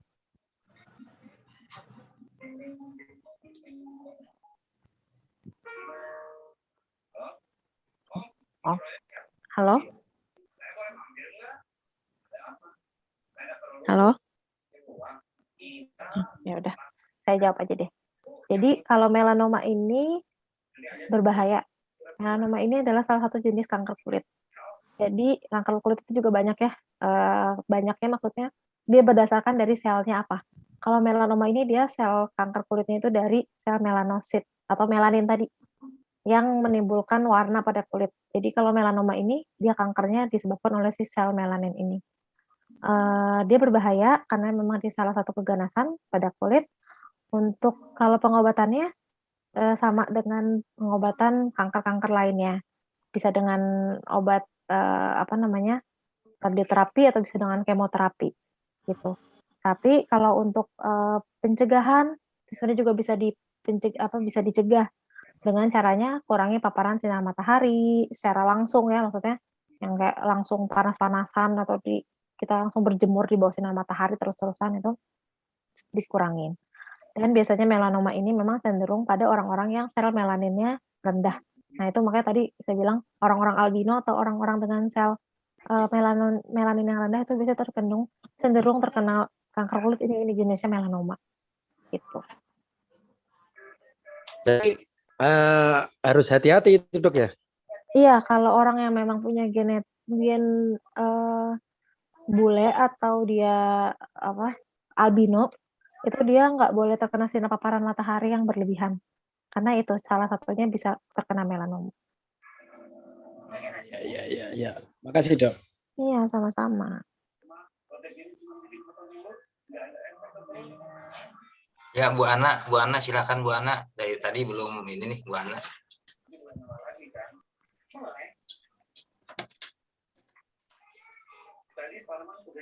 Ya, Bu Ana, Bu Helwi, silakan Bu kalau mau bertanya. Dok, boleh bertanya, Dok? Ya, silakan, Iwan.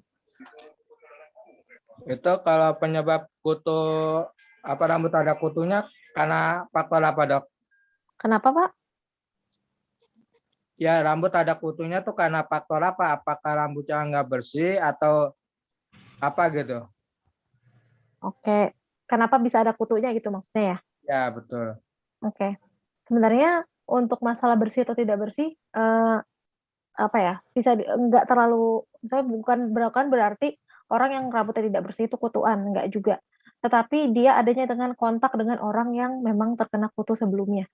Sebenarnya itu faktornya kenapa dia bisa terkena kutu rambut, karena dia ada kontak rambut atau kontak erat dengan orang yang punya kutu rambut juga. Walaupun rambut kita bersih, tapi kita punya kontak dengan orang yang punya kutu, kita pasti kemungkinan besar itu terkena gitu.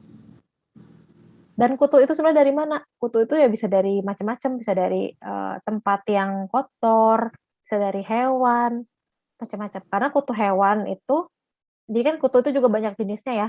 Tapi kutu rambut yang pada hewan ini juga bisa ke manusia. Tetapi nggak semua kutu, maksudnya nggak semua kutu yang ada di anjing atau kucing atau hewan peliharaan lain itu bisa ke manusia. Enggak, tapi ada beberapa yang bisa menular ke manusia juga. Gitu. Seperti skabies.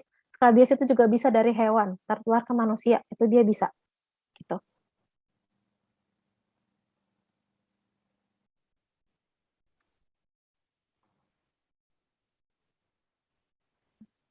Terima kasih, Dok, jawabannya, Dok. Iya, sama-sama, Pak. Terus, Dok, kalau pengaruhnya kalau sering kita keramas sama kesehatan pengaruh nggak, Dok? Sering keramas dengan kesehatan. Ya. Oke. Sebenarnya kalau sering keramas sama kesehatan itu nggak berpengaruh, tetapi biasanya itu nggak terlalu baik untuk rambutnya aja. Jadi itu bisa merusak rambut. Karena kan dengan kita keramas, kita paparkan berarti sampo-nya ya. Misalkan sampo itu kan ada zat-zat kimia. Pertama dari zat-zat kimia yang sering terpapar oleh rambut itulah yang membuat rambut kita rusak. Yang awalnya kita pengen misalkan rambut kita nggak rontok atau rambut kita bernutrisi gitu, pakai sampo, tetapi karena seringnya paparan tersebut, maka zat tersebut juga ya, tidak baik untuk rambut kita sendiri. Itu aja sih. Tapi kalau untuk kesehatan yang lain, misalkan organ lain itu sebenarnya enggak masalah.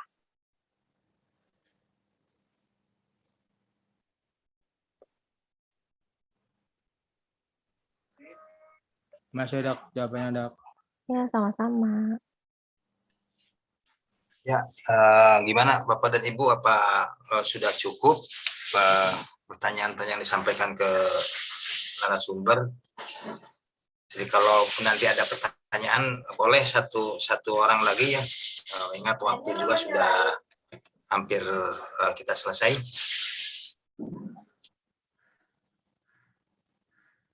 Cukup aja Pak, saya udah malam.